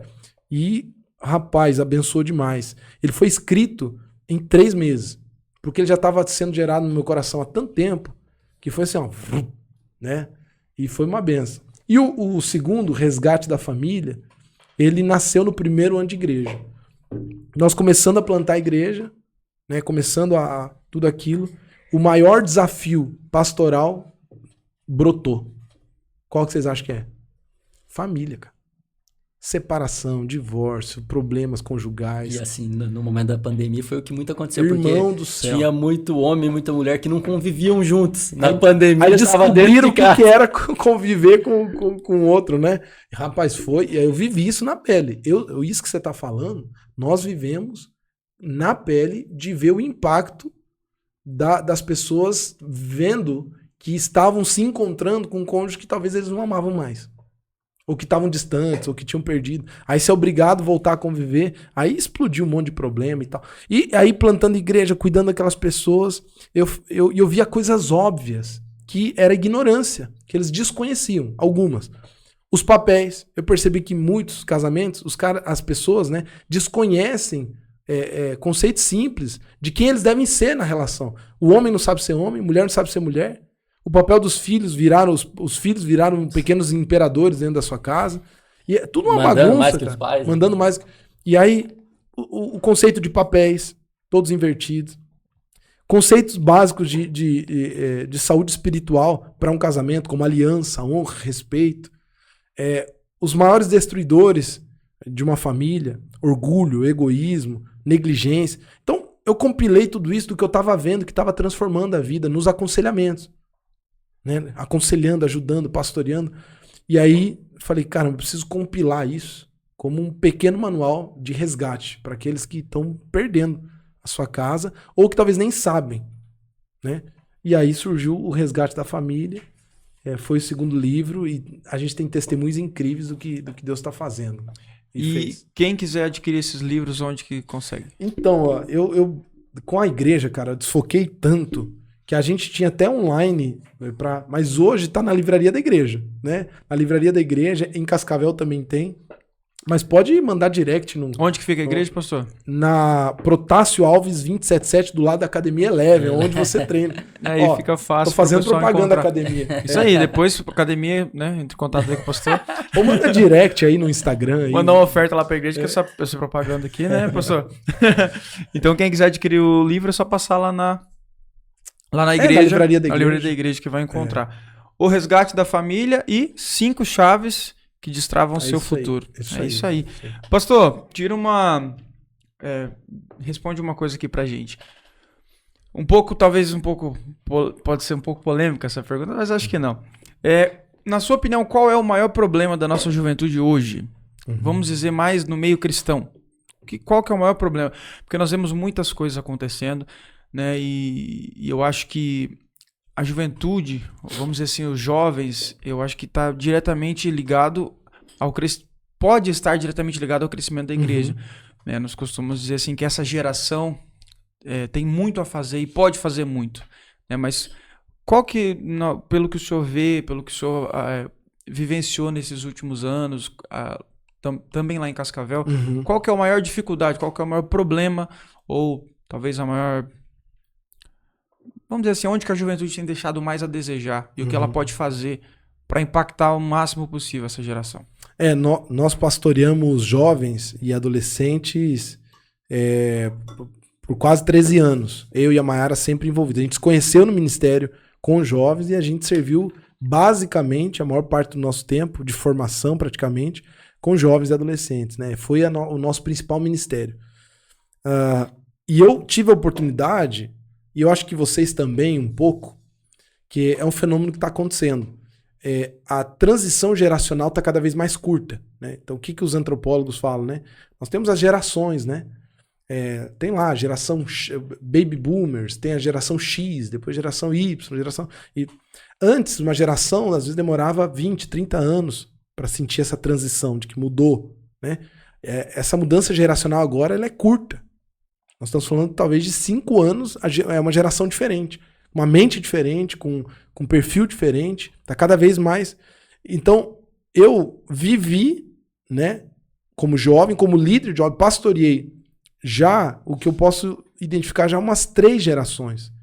Eu tive experiência com gente da geração chamada X, a geração Y, geração Millennials, né, ou geração Millennials, né, geração Z. O que eu quero dizer é, eu tive o privilégio de ver como esse perfil muda tão drasticamente, né? As necessidades são tão diferentes. Por exemplo, você pega quantos anos você tá? 30. Você é novo pra caramba, cara. Você viu que na hora que ele foi perguntar de falar sobre a Copa de 98, isso me doeu. Na hora que ele perguntou pra mim, como se ele, tipo assim, ele é mais velho. Ou ele tava achando que eu era mais velho. Por acaso eu achava que ele era mais velho. Você me desculpa, eu vou te perdoar. Mas sabe o que é? A seriedade, né? A sabedoria, né? Aí parece que... Né? E você descolado, alegre, aí a gente se engana. Escapou bem, né? A gente acha que é... Mas olha só, cara, eu sou tio aqui, então, tiozão aqui. Pois é, eu queria falar isso. Por isso que eu chamei de senhor. Não, então o que acontece? Vocês também devem viveram, porque são assim. Então, a nossa geração, isso antropologicamente, falando, né, o pessoal que estuda a sociedade, como todos os movimentos, né? É uma geração que viveu um tipo de carência afetiva, um tipo de carência paternal. Nós começamos a viver aqueles efeitos, a nossa geração é a geração que começou a ter aquela experiência de muitos já não terem os mesmos pais. Então, foi a geração que começou a ter mais experiências de pais separados, né, divórcio e formações de famílias, né, onde você tem um meio-irmão já convivendo com você. A nossa geração começou a viver mais isso, divórcios, enfim, né? E aí, a geração posterior, ela pega todos esses efeitos também, mescla, que é essa carência afetiva, um senso de insegurança, de uma orfandade, né? Mas o que nós vivemos hoje, na minha opinião, é o maior desafio, porque somou toda essa inabilidade afetiva e social que a nossa geração tem por pais distantes. Eu sinto uma geração órfã de pais presentes, ou não, né? Mas nunca antes se viu os números de tantas mães solteiras, né?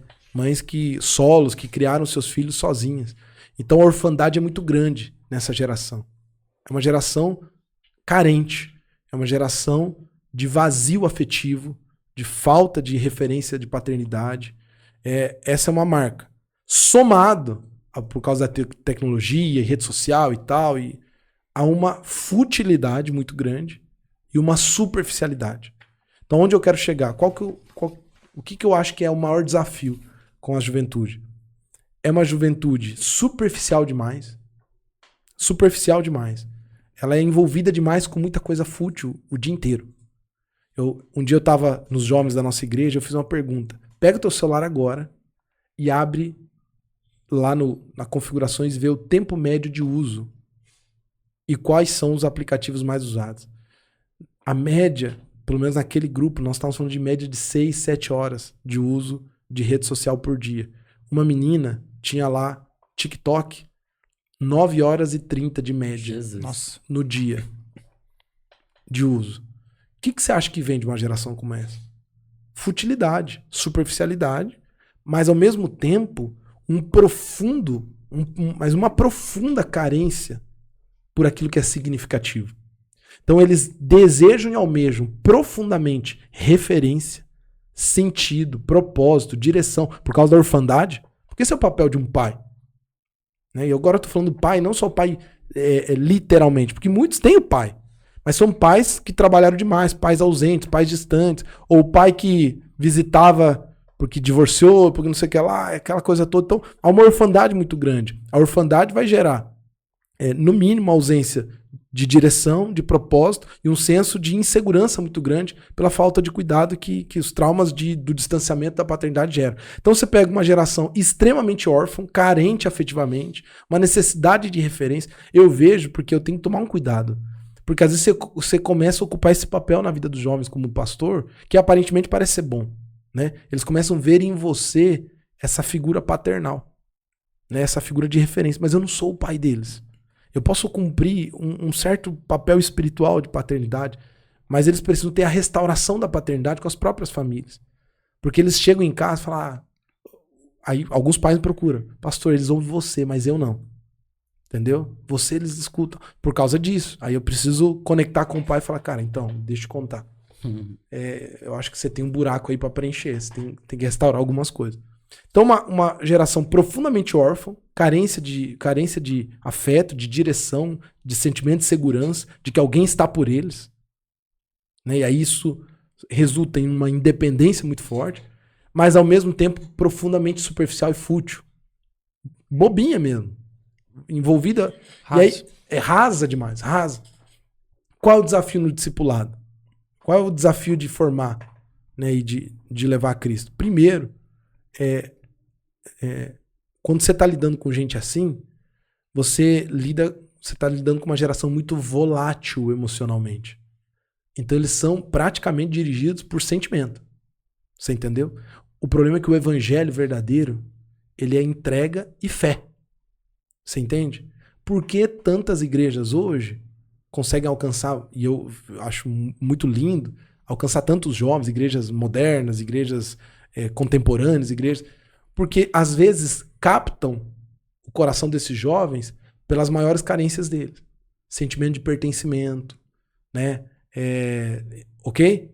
Beleza, tá tudo bem. O problema é que se não aprofundarem no discipulado, se não forem profundas numa experiência com Deus, né? Exatamente, elas são facilmente de serem atraídas. Mas a pergunta é o quanto elas estão sendo realmente transformadas. Né? Então, qual é o maior desafio, na minha opinião? É ter a coragem e a habilidade de conseguir tirar esses jovens desse lugar raso e superficial para a profundidade e a constância. Então, por exemplo, ler a Bíblia e orar são as duas asas, como diria o grande herói da fé, da vida espiritual. Você precisa ter uma vida devocional de oração e de leitura da Bíblia. Isso há 2000 anos atrás, vai ser hoje, vai ser para sempre, não tem como. Irmão, você fazer um jovem hoje ter 15 minutos de concentração é desafiador, cara. Porque ele tá viciado em estímulos dopaminérgicos de segundos. Você tá entendendo? Aí esses dias me mandaram uma figurinha, os jovens me mandaram uma figurinha, que eles gravaram escondido, eu tava pregando, e eu não sei nem o que eu tava falando. Mas com os jovens aí você adapta a linguagem, você faz umas loucuras, né? Só sei que eu me joguei no chão e fiquei batendo os pés, assim, como criança, né? E aí eles me mandaram, virou figurinha, né? Entre os jovens, né? Eu acho que eu tava falando sobre maturidade, que alguns deles são tipo criança. Aí eu me joguei no chão e fiz aquilo, né? Aí não sei, alguém viu e tal, e eu já tive muito essa crítica, né? Principalmente sendo pastor. Ai, que apelação. Ao invés de expor as escrituras e tal, né? Fica aí fazendo pataquada. Eu não tava fazendo pataquada. Mas o que eu quero dizer é que, principalmente pregando para os jovens, se você não tem um tipo de comunicação que consiga captar a atenção deles, em 10 minutos ele já tá disperso, cara. É uma geração com muita dificuldade. Vida devocional, eles têm muito tempo, porque você vê nos celulares, né? Eles estão lá gastando 6, 9 horas. Agora, irmão, lê um capítulo da Bíblia. Ele não consegue nem ter concentração para isso. Então, eu acho que o desafio da superficialidade. E aí, nós temos que cuidar porque, como pastor e como igreja, você pode cair na armadilha de captá-los por aquilo que consegue prender a atenção deles. E aí você pode cair na armadilha do entretenimento mesmo. De tornar uma igreja, né, atrativa somente. Não estou criticando estratégias de alcance. Por exemplo, Sábado agora, na nossa igreja, nós teremos a Pizza Night, onde eles estão convidando os amigos para comer pizza de graça depois da nossa programação. Eles vão falar, vai ter um culto, uma programação, mas depois vai ter pizza liberada de graça. Tá tudo bem, a gente usa isso como isca. Nós temos um grupo hoje de uns 50, 60 jovens e já tem quase 300 ingressos lá de jovens tá querendo que vão lá. tirar a barriga da miséria. Eles vão lá só para comer pizza. Tá tudo bem. Vamos ver a palavra. A questão é que nós vamos em fundo com a pregação do evangelho, e eu creio que o Espírito Santo vai naquele ambiente, naquela atmosfera, com tudo aquilo que a gente gerou, ele vai encontrar corações sedentos. Então, eu não critico estratégias de alcance. O problema é quando não há discipulado dentro de uma comunidade profundo, né? Profundo com os jovens, de levar eles às disciplinas básicas espirituais. Profundidade bíblica, vida devocional de oração, luta e realmente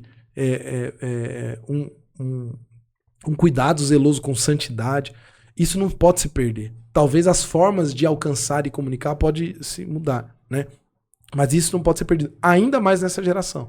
Então, respondendo a tua pergunta, qual é o maior desafio? Eu acho que é a superficialidade e a vulnerabilidade emocional. Hoje, você pode fazer um culto que o jovem fala, meu Deus, aqui é meu lugar, quero Jesus, abraça e tal. Amanhã, cara, segunda-feira, ele já tá pressionado de novo com outra coisa, já oscilou, porque eles não são muito constantes, eles estão muito dispersos, né? Então, acho que esse é o maior desafio, profundidade e levá-los eles à constância. Esse é o maior desafio com os jovens. Show de bola. Pastor, inclusive eu tinha notado aqui, ó, devocional, que eu tinha visto um vídeo seu no Instagram. Você tá com um período devocional, mas o papo tá tão bom que fluiu tanto, né? Que já correu bastante o nosso tempo. Caramba, e eu preciso fazer algumas perguntas chaves. Eu falo, né? Não, mas isso é uma benção. Tá nos abençoando e abençoando quem tá em casa.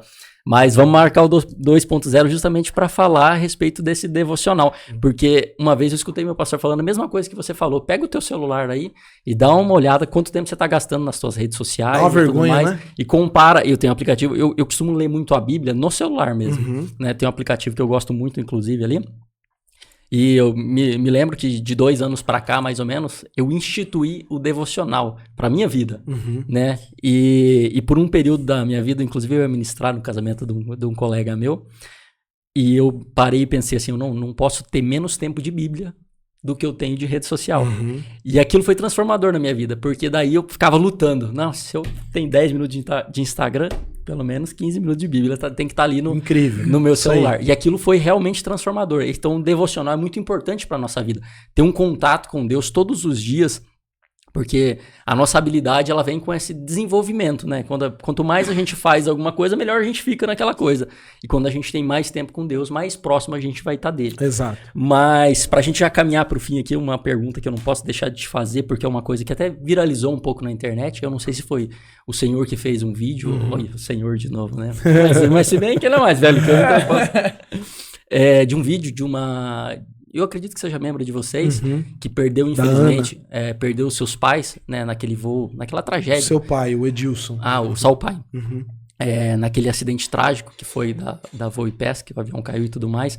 Mas naquele momento de dor, de fragilidade, ela teve, acho que uma sensibilidade do Espírito Santo e ela foi fazer algo diferente, incomum.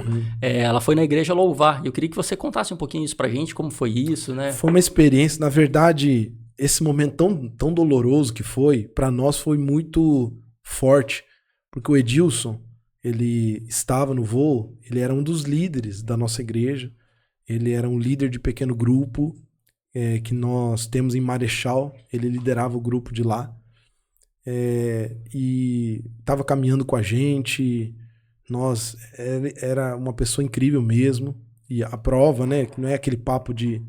depois que alguém parte, todo mundo vira boa pessoa, né?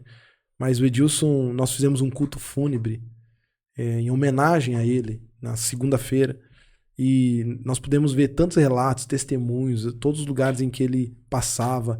Ele era árbitro internacional de judô, professor na Unioeste, Gideão Internacional, aqueles que distribuem o Novo Testamento. Ele era envolvido em um monte de coisa, servia, eu não sei onde aquele homem tirava tanto tempo, né? E principalmente o maior legado dele, a família. E é aí que eu quero chegar, né? Se eu não me engano, foi na sexta-feira, né? Foi uma sexta-feira. Sexta ou quinta, mas acho que foi sexta. Eu tava na igreja, lá no escritório, e naquele momento trocando mensagens, e em alguns grupos começaram a falar, olha, vocês viram que caiu um avião e tal? Fiquei sabendo como todo mundo, né? Começou as informações, aí você abre lá uma rede social, alguma coisa, você começa a ver notícia, aquele momento pós-almoço por aí, almoço, mais ou menos, e comecei a ver aquilo lá. Tenho até uma ligação com outro irmão da igreja, e na ligação a gente fala, olha rapaz, você viu? Aí ele falou, olha, tem até um voo, nessas horas a gente fica até meio preocupado, mas a gente batendo papo. Acho que isso era perto das 3 horas da tarde. E a Ana, o Edilson viajava muito por causa de ser, porque ele era árbitro de judô, ele viajava muito. A família estava muito acostumado, né? Toda semana ele tinha uma viagem, alguma coisa assim. Tanto é que eles nem sabiam qual era a companhia, né? E quando eram umas 3 e poucos da tarde, eu tô no celular, um outro irmão da igreja, conhecido deles, íntimo deles, mais ligado, um pouco mais conectado também, que trabalha, falou, pastor, você viu o negócio do voo? Falei, vi. O Edilson voou hoje, né? E só haviam 2 voos que tinham saído de Cascavel, se eu não me engano, naquele horário. Era um, pode ser, enfim, um de outra companhia e o da Vopes. Então, ou é um é o outro, ele falou, né? Eu falei, rapaz, você tem alguma informação a mais? Ele falou, não sei. Vamos conversando. No WhatsApp. A Ana, ela mora aqui em Cascavel, estava morando em Cascavel, porque ela estuda para pré-vestibular, e ela sabia que o pai dela tinha viajado naquele dia. E ela teve um sentimento. Ela falou, não vou ficar, eu vou lá na igreja. Tentou mandar mensagem para ele não respondeu, né? Ninguém da família também sabia. Ela foi para a igreja. Nós temos a secretária, que é amiga dela também. Ela falou, vou lá na igreja, né? Até aquela hora ela não sabia nada. Nesse meio tempo, eu lá no meu escritório começando a suspeitar que ele poderia. A família ainda não sabia, não havia nada, era 3 horas da tarde por aí. E até que nas conversas de WhatsApp com um, com o outro, a gente teve a confirmação clara que era da companhia que ele estava, né? E a informação informal ainda, não havia uma notícia, uma declaração, era que não teria sobreviventes. Nessa hora, exatamente nessa hora que cai a minha ficha, onde a probabilidade era 100% que o Edilson estivesse naquele voo e logo ele não estaria mais vivo, eu sabendo que a Ana estava lá embaixo. Eu falo com a secretária, a Ana tá por aí? Ela tá por aí, tá aqui. Falei, meu Deus. Ela tá como? Tá aí, tranquila aí, só tentando saber onde que o pai, a mãe dela tá, tentando falar com alguém. Falei, Jesus, né, cara? Ela não sabia. Como é que você lida com a informação, né? Porque uma coisa é você se encontrar num velório com alguém, de alguém que estava doente, que se esperava. Como é que você lida com contar para uma jovem que o seu pai possivelmente faleceu, né? Aí eu tinha uma reunião marcada, 3h30, com outro casal, que eram amigos deles, do Edilson, enfim, de adolescência, um casal muito próximo, que estavam me esperando para a reunião, que nem sabiam de voo nenhum. Então eu tava com a Ana na igreja, com esse casal íntimo, que o Edilson foi padrinho deles, de casamento e tudo, sem saber nada. E eu com aquela bomba. Né? Eu oro, falo, Deus, me dirige aqui, porque eu não sei exatamente, até que eu recebo a confirmação que era 100% chance que era ele. Né? Que ele estava naquele voo. Então eu desci, nisso a Ana estava na sala de oração, que a gente tem na igreja, com essa mulher do casal, tentando falar com alguém no celular. Tá o rapaz do casal sozinho na nossa cantina lá, me recebendo sorrindo. Pastor, tudo bem? Eu falei, você tem alguma informação sobre o voo, alguma coisa assim? E aí ele falou, pois eu recebi uns WhatsApp aqui agora, tô vendo. E aí eu começo a fazer ele digerir também. né, com calma. Falou, olha, há grandes chances que seja o voo do Edilson. Aí ele sente o baque. Eram amigos, né? E aí a minha primeira experiência, mas era um homem, né? Um homem, não era um familiar, já foi difícil. Aí eu falei, meu Deus, tem que ir lá atrás, né? Falar com a Ana. Porque eu fiquei com medo de como ela poderia receber. Às vezes algo atravessado, algo... enfim, né? Eu senti que eu deveria tentar ser o primeiro a começar a trazer à mente dela a possibilidade que o pai dela estivesse lá. E quando eu chego lá na sala de oração, eu sinto a cara dela um pouco mais aflita, porque o pai não responde, porque a mãe também não dá informação, porque ninguém fala nada, não se sabe. E aí ela começando talvez a pensar, meu Deus, meu pai poderia estar no voo, algo assim. Eu sento lá dela, falei, Ana, o que você sabe, né? Ela falou, olha, eu não sei, tal. Falei, Ana, há grandes chances de que seja o voo do teu pai. E ele estava lá. E até as informações que tem, há grandes chances que não tenham sobreviventes. O olho dela lagrimejou. Ela não... Eu tava esperando, sei lá, desespero, grito e tal. Ela claramente abatida na hora, ficou profundamente tocada. A outra moça junto, e comecei a falar com ela. Nós demos as mãos e a gente orou. A gente começou a orar. Não orar, porque era realmente assim, 99, eu já... Só faltava a informação oficial, né? Comecei a orar pelo coração dela, pela família, comecei a orar. É muito difícil, você não sabe quais palavras exatas usar. É muito esquisito, né? Mas eu comecei a ficar impactado, porque um profundo senso de paz invadiu o coração daquela menina. É um negócio, óbvio que a gente sabe, de Deus, né? Mas era surpreendente. Aquela oração. Abatida, chorando, mas com uma consciência. Ela tem 17 anos, né? Ela é uma jovem lá da igreja, enfim. Aí nós saímos da sala de oração, ela respirava, e até que ela decidiu ir pro teclado. O teclado estava lá montado, não sei porquê. Ela foi pro teclado e começou a cantar. A música da Laura Salgueiros, né? Em teus braços é o meu descanso, né? E começou a cantar. Era uma atmosfera naquele ambiente de tristeza, de perda, mas de uma profunda paz. Foi um negócio indescritível. Eu falei, meu Deus, Aí eu peguei meu celular, eu tava lá no fundo do auditório, peguei meu celular e eu registrei 15 segundos. E gravei. E deixei no meu celular. E aí aconteceu aquele dia. O que aconteceu é que alguns jovens começaram a chegar na igreja, outras pessoas começaram a chegar na igreja, que já estava meio certo. E a Ana lá cantando, cara. Cantando, e ela não parava.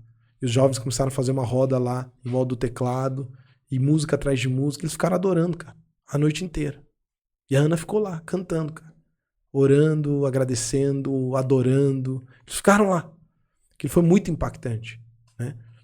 E esse espírito, essa paz, invadiu a família deles de uma forma, a Cris, a esposa, os outros 2 filhos que o Edilson tem, e nós vivemos um final de semana que transformou, eu ouso dizer, transformou a vida da nossa igreja. Somado à segunda-feira, que nós fizemos um culto de honra fúnebre, de o poder do legado. Que o que você deixa realmente não é o que você deixa para as pessoas, mas nas pessoas. Nós vimos um homem que foi embora, que partiu, mas que deixou algo tremendamente relevante no coração dos seus filhos, que é um impacto eterno. E foi transformador. Nós estamos vivendo o impacto de tudo isso agora. São inúmeros os testemunhos de irmãos da igreja que ressignificaram a morte na vida deles. Entenderam que aquilo que a Bíblia diz, que a nossa esperança eterna, é algo que é possível de ser vivido de verdade. Que é encarar a trágica morte, uma morte tremendamente trágica, com uma perspectiva eterna e espiritual. E não ficar feliz pela perda, mas encontrar esperança na perda. Encontrar esperança, irmão, foi louco. Foi um negócio assim que até agora nós estamos Anestesiados. digerindo isso. E aí, foi no domingo, acho que no domingo eu postei. Aí um testemunho um pouco mais completo do que eu tava no meu coração, do que eu vi, de como foi com a Ana. E aí, realmente, acho que deu umas 2 milhões e 500 por aí, mais de 2 milhões. páginas compartilharam, né? Impactou o Brasil inteiro. A maioria das páginas assim do mundo cristão evangélico compartilharam, e os testemunhos, se você ler os comentários, o tanto de gente falou: eu acabei de perder um familiar, eu acabei de passar por isso, meu Deus, estou sendo transformado. Essa visão, essa força, assim, os testemunhos incríveis de gente passando por dificuldades e problemas, inspirados pelo testemunho da Ana, conseguiram acreditar que é possível ter esperança no meio da dor, de forma muito prática. Porque uma coisa é alguém te falar numa pregação: irmão, você tem que ter esperança e fé na hora da dificuldade. Agora, você acabou de saber que teu pai morreu num acidente de avião. E aí? Aí é que você vai ver mesmo a fé prática. A profundidade das convicções do seu coração. E isso impactou demais. Milhões de pessoas. E na nossa igreja, na verdade, ela deu vamos dizer assim, uma aula de como viver o luto, né? Porque eu sempre escuto que a gente tem que viver ele, passar por ele, né? Porque se ficar fazendo de conta que nada aconteceu, isso vai te consumindo. Né? Exato. E quando eu vi o vídeo, eu falei: nossa, que incrível, né? Porque eu não sei se eu teria essa postura que ela teve, que foi de, assim... Fiquei louvável. Louvável. Você canta também, né? Você consegue se imaginar numa situação como essa, conseguindo cantar. Falei pra minha esposa, eu não consigo me imaginar, eu não tô pronto pra isso. Né? Tipo, a gente nunca tá. Mas assim, eu fiquei assim, e ainda uma menina muito jovem que não tem nada a ver com essa geração que nós começamos. E deixa eu te falar, vou unir com o devocional. Nós estávamos numa série de devocionais em João, no Evangelho de João, naquele mês. E a Ana já estava escalada para fazer o devocional em João 14. E ela já tinha preparado, ela ia gravar ainda, mas ela já tinha feito o texto do que ela queria compartilhar.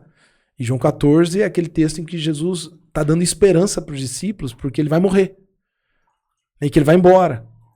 Ele fala: não se turbe o vosso coração. Caramba, isso é muito forte, né? E ela escreve sobre isso. Ela estava preparada para não se turbe o vosso coração. Não. Na casa do meu pai há muitas moradas. E para onde eu vou. E Jesus, o contexto inteiro é dando esperança para os discípulos, porque eles estão aflitos pela morte dele. Então não precisa ficar aflito, não. Onde eu vou, um dia vocês vão, é o nosso destino eterno. Na verdade, a gente está aqui para isso. É para lá. E ela fala sobre isso, ela escreve sobre isso, e naquela semana vive a pior experiência da sua vida, onde ela tem a oportunidade de colocar em prática isso. De viver o que ela estava escrevendo, né? Foi. E ela foi e gravou o devocional. Quando chegou, acho que foi na segunda-feira, que era... Segunda ou terça-feira, que era depois do falecimento. Ela foi. Falei: Ana, você quer gravar? Ela falou: eu quero. Foi, gravou o devocional de 3 minutinhos, falando exatamente isso. Com propriedade, porque ela estava vivendo aquilo. E não foi só dela. De alguma forma, toda a família deles... estão passando, obviamente, com muita falta, tristeza, com muita pesar, mas ainda esse é o poder da esperança do Evangelho. Esse é o poder da esperança do Evangelho. De que você crê que nós estamos de verdade aqui só de passagem. E que existe uma vida eterna que vale muito mais do que tudo isso. Então isso é poderoso, né? E uma coisa que eu queria frisar, Ana, é justamente diferente daquilo que nós estávamos falando antes, né? Eu perguntei para o senhor qual era a maior dificuldade dos jovens hoje, né? Então, a Ana é um exemplo de uma jovem com 17 anos, né? Com raízes... Com profundidade. Com entrega, com vida com Deus, né?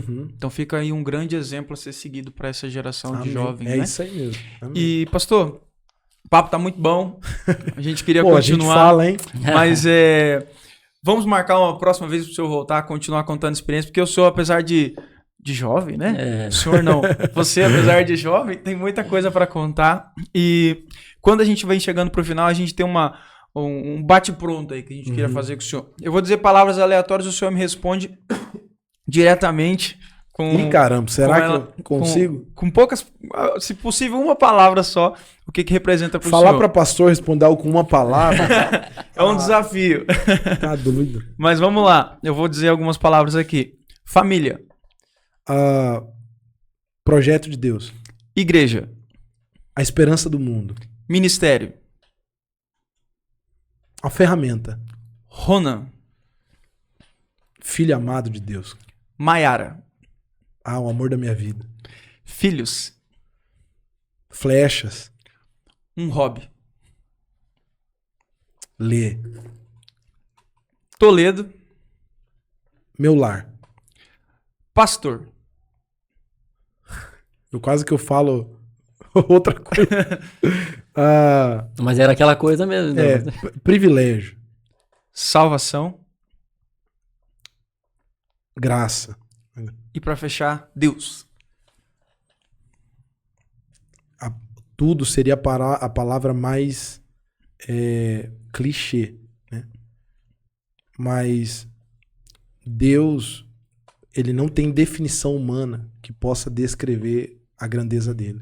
Por isso que o termo Yahvé seria o mais lindo que os judeus usavam para expressar um Deus que não tinha como ser descrito, né? Então, eu precisaria dizer que não tem como descrever Deus, não. Ele não cabe na nossa linguagem, não cabe na nossa ideia, não cabe numa religião, não cabe numa igreja, numa denominação. Ele não cabe numa compreensão e nem numa definição. E como eu acredito profundamente nisso, desculpa atrapalhar a dinâmica, mas eu não consigo definir Não, Deus. amém. Nós concordamos Não tem também. É difícil de definir. Não cabe. Né? Não Com cabe. certeza. Não. Entendemos perfeitamente. Mas, pastor, caminhando para o fim, nós vamos mais uma vez agradecer os nossos patrocinadores. Enquanto isso, nós queremos que você pense numa mensagem para deixar para o nosso pessoal de Amém. casa aí. Amém? Para começar, então, vamos começar agora com a Smalltech Soluções Tributárias. Mais uma vez, lembrando que você que precisa, empresário, de algo para sua empresa na questão fiscal, tributária, a Smalltech Soluções Tributárias tem mais de 12 anos de experiência no assunto. Eles podem te ajudar também na precificação dos seus produtos, te ajudando aí numa maior lucratividade dentro da tua empresa. Então, se você precisa de algo nesse sentido, procura a Smalltech Soluções Tributárias que eles vão te ajudar. Tem o projeto Profilu também, e acontece em parceria com a Escola Adventista. Então, para você, pai, mãe, que quer matricular sua filha, pastor, inclusive, ó, fica a dica aí para você matricular. As minhas duas filhas estudam lá. Então, ó, já a tá Cel e a facinho ali, ó, Luna. já tá ali, ó. Só entrar em contato com 449-9901-3271, fala com a Luana, agenda uma aula experimental gratuita, que a sua filha vai gostar muito. É um esporte totalmente feminino e a minha irmã também cristã, sempre aproveita a oportunidade já para ir falando de Jesus, e ainda mais numa escola que também tem esse intuito, né? princípios e valores. Esses princípios, que é uma benção. Só se cuida lá. Sua filha tem quantos anos? 4 E a outra? vai fazer 3. O Augustão tá lá também. Quem? Filho Meu dele. filho. Ih, rapaz. É doido, hein, cara? E aí? Brincadeiras à parte. E tá vindo mais um ainda, né? Tá vindo mais um. Tá Meu vindo. Mas Deus. filhos são as bênçãos. Um abraço pra minha esposa também. Mas a Estela Que tá é uma chegando, eu benção. também tô ficando preocupado. Mas vamos lá, continuando. Mundial Auto Center, para você que precisa de algo na relação de suspensão, amortecedores, pneus, procura Mundial Auto Center, uma loja magnífica, coisa mais linda que tem na Avenida... Senadora Tílio Fontana com a Piratini. Isso mesmo. Precisando de alguma coisa nesse sentido, fala com o Serginho, procura ele lá, que seu carro vai estar em boas mãos. Pizza do Rafa, a melhor pizza da cidade. Não tem muito, Confirmado aqui pelo nosso entrevistado nessa... Boa mesmo. não Boa tem muito o que demais. falar, né? É só pedir que você vai entender. Deixa eu contar um negócio Um dia eu achei que tinha pedido. Né? Eles têm um aplicativo. E aí, com criança no carro, a minha esposa, a gente queria pegar, passar no balcão e levar a pizza do Rafa. Sim. Eu achei que tinha concluído o pedido e cheguei no balcão pra pegar, né? Falou, 20 minutos. Cheguei no balcão, não tinha pedido meu. E eu com pressa, as crianças chorando. E eu recebi um atendimento. Eu nem sei o nome da moça que atende lá. Ó, se estiver vendo aí, fala aí. Parabéns pelo atendimento já. Ela falou, não, pera aí, nós vamos ver se dá pra atender. Você aguarda aqui. Falou com o pizzaiolo lá. Ó, 10 minutos, no máximo, é só o tempo de montar e tal. E aí a pizza quentinha, sensacional, né? Ó, não tô ganhando nada não, hein? Mas é verdade. Né? Fantástico. E aí a moça pegou 2 suquinhos e deu de presente, né? Pra minhas filhas se acalmarem e tal. Isso faz diferença, né? Não é só o produto, não é só a venda, o negócio, mas né? atendimento. Isso é... Já fica a dica, então. Se você quer ótimo atendimento, liga na pizza do Rafa, pede a sua pizza aí. Que a pizza, além de ser boa, atendimento é Você top, vê né? só. E para fechar, nosso último patrocinador, aqui da Personalizar Toledo, nosso amigo Júnior, para você que precisa de produtos para sua festa, para o seu aniversário, para churrasco, ele tem uma gama de mais de 500 produtos, são mais de 20 mil clientes atendidos no Brasil inteiro, então entre em contato com o Júnior, faça o orçamento, vai estar passando o site aqui, né? Vai estar passando o site aqui da Personalizar Toledo, lá você faz o orçamento e já faz o seu pedido, tenho certeza que você vai ficar muito satisfeito. E os livros aqui do pastor... O Resgate da Família e 5 chaves que destravam o seu futuro. Passa lá na livraria da igreja, adquira o seu, abençoa a vida do pastor. Tenho certeza que vai ser bênção na sua vida. E também temos que agradecer os nossos amigos aqui que ficam na nossa... Isso aí. Dando suporte para que tudo isso aconteça. Nosso amigo editor, que eu não esqueci hoje. Brabo. Nosso o sósia do pastor Amor. É verdade. Vamos ter que colocar frente a frente aí. Nosso amigo João Guedin. Eu acho que tinha que mostrar uma foto dos dois aqui na edição. Vamos já parar. Inclusive, fica... Ele mesmo que vai editar e vota. Inclusive, é o seu papel mesmo, né, João? Já aproveita e faz essa edição. Nosso amigo Rodrigo aqui dos estúdios da UpX. Então, gente, é isso aí. Estamos fechando mais uma vez um 3x2, agora com a mensagem do senhor. Fala aí pra nós, deixa uma mensagem pra todas essas pessoas que estão nos acompanhando. Se você quisesse direcionar aquela câmera isso, lá e mandar claro, um recado não vou falar coração com de quem todo tá mundo. falando. Ó, a mensagem da minha vida é realmente viver uma vida à luz do propósito eterno de Deus. O Salmo 90, 12, o salmista diz assim: ensina-nos a contar os nossos dias para que o meu coração alcance sabedoria. Eu creio que você só realmente passa a viver de verdade quando vive na consciência de que hoje pode ser o teu último dia. Tem um dos textos mais lindos também, que mexe muito comigo na palavra de Deus, que é Atos 13, 36. De tudo que Davi foi, de tudo que ele fez, o autor decide descrever a biografia de Davi da seguinte maneira: cumprindo, pois, Davi o propósito de Deus na sua geração, adormeceu. Esse é o resumo. Só faz sentido uma vida vivida com propósito. E o propósito de Deus é honrar a Deus e servir pessoas. Nada nessa vida faz sentido que não seja para a glória de Deus e para que a vida de pessoas sejam transformadas. Tem um escritor americano chamado Mark Twain que ele diz: os 2 dias mais importantes da sua vida é o dia em que você nasce e o dia em que você descobre o porquê. Eu acho que a gente gasta muita energia, problemas, energia, preocupação, atenção a coisas extremamente pequenas e passageiras.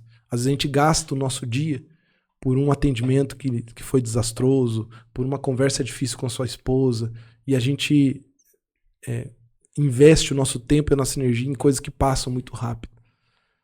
A vida só faz sentido se for gasta para Deus e para o outro.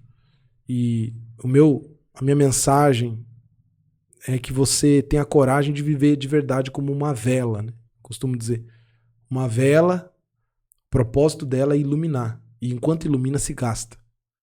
Você sabe que uma vela serviu quando ela não existe mais. Uma vela inteira é uma vela que não cumpriu o seu propósito. Uma vela inteira é uma vela que está no pacote, uma vela que não serviu. Não iluminou, não resolveu o problema de trazer clareza, não brilhou. E está inteira.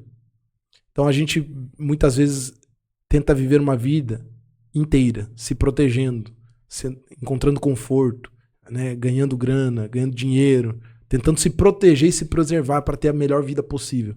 Mas uma vida boa é uma vida gasta. Gasta para Deus e para os outros. E esse é o propósito de Deus para nossas vidas. E eu espero que você viva por propósito de verdade. Amém. Glória a Deus. Deus abençoe por essa palavra. Estamos aqui, então, chegando ao fim, mais um 3x2. E lembrando, aqui nós somos... Não é 1 por 1, é 3x2. É o Pai, o Filho e o Espírito Santo guiando esse projeto. Vem muita novidade, muita coisa boa por aí. E gostaria de deixar meu abraço e pedir para você se inscrever no nosso canal do YouTube, no Instagram também, começar lá a nos seguir. Começar a seguir nosso pastor Ronan aqui também. Rona.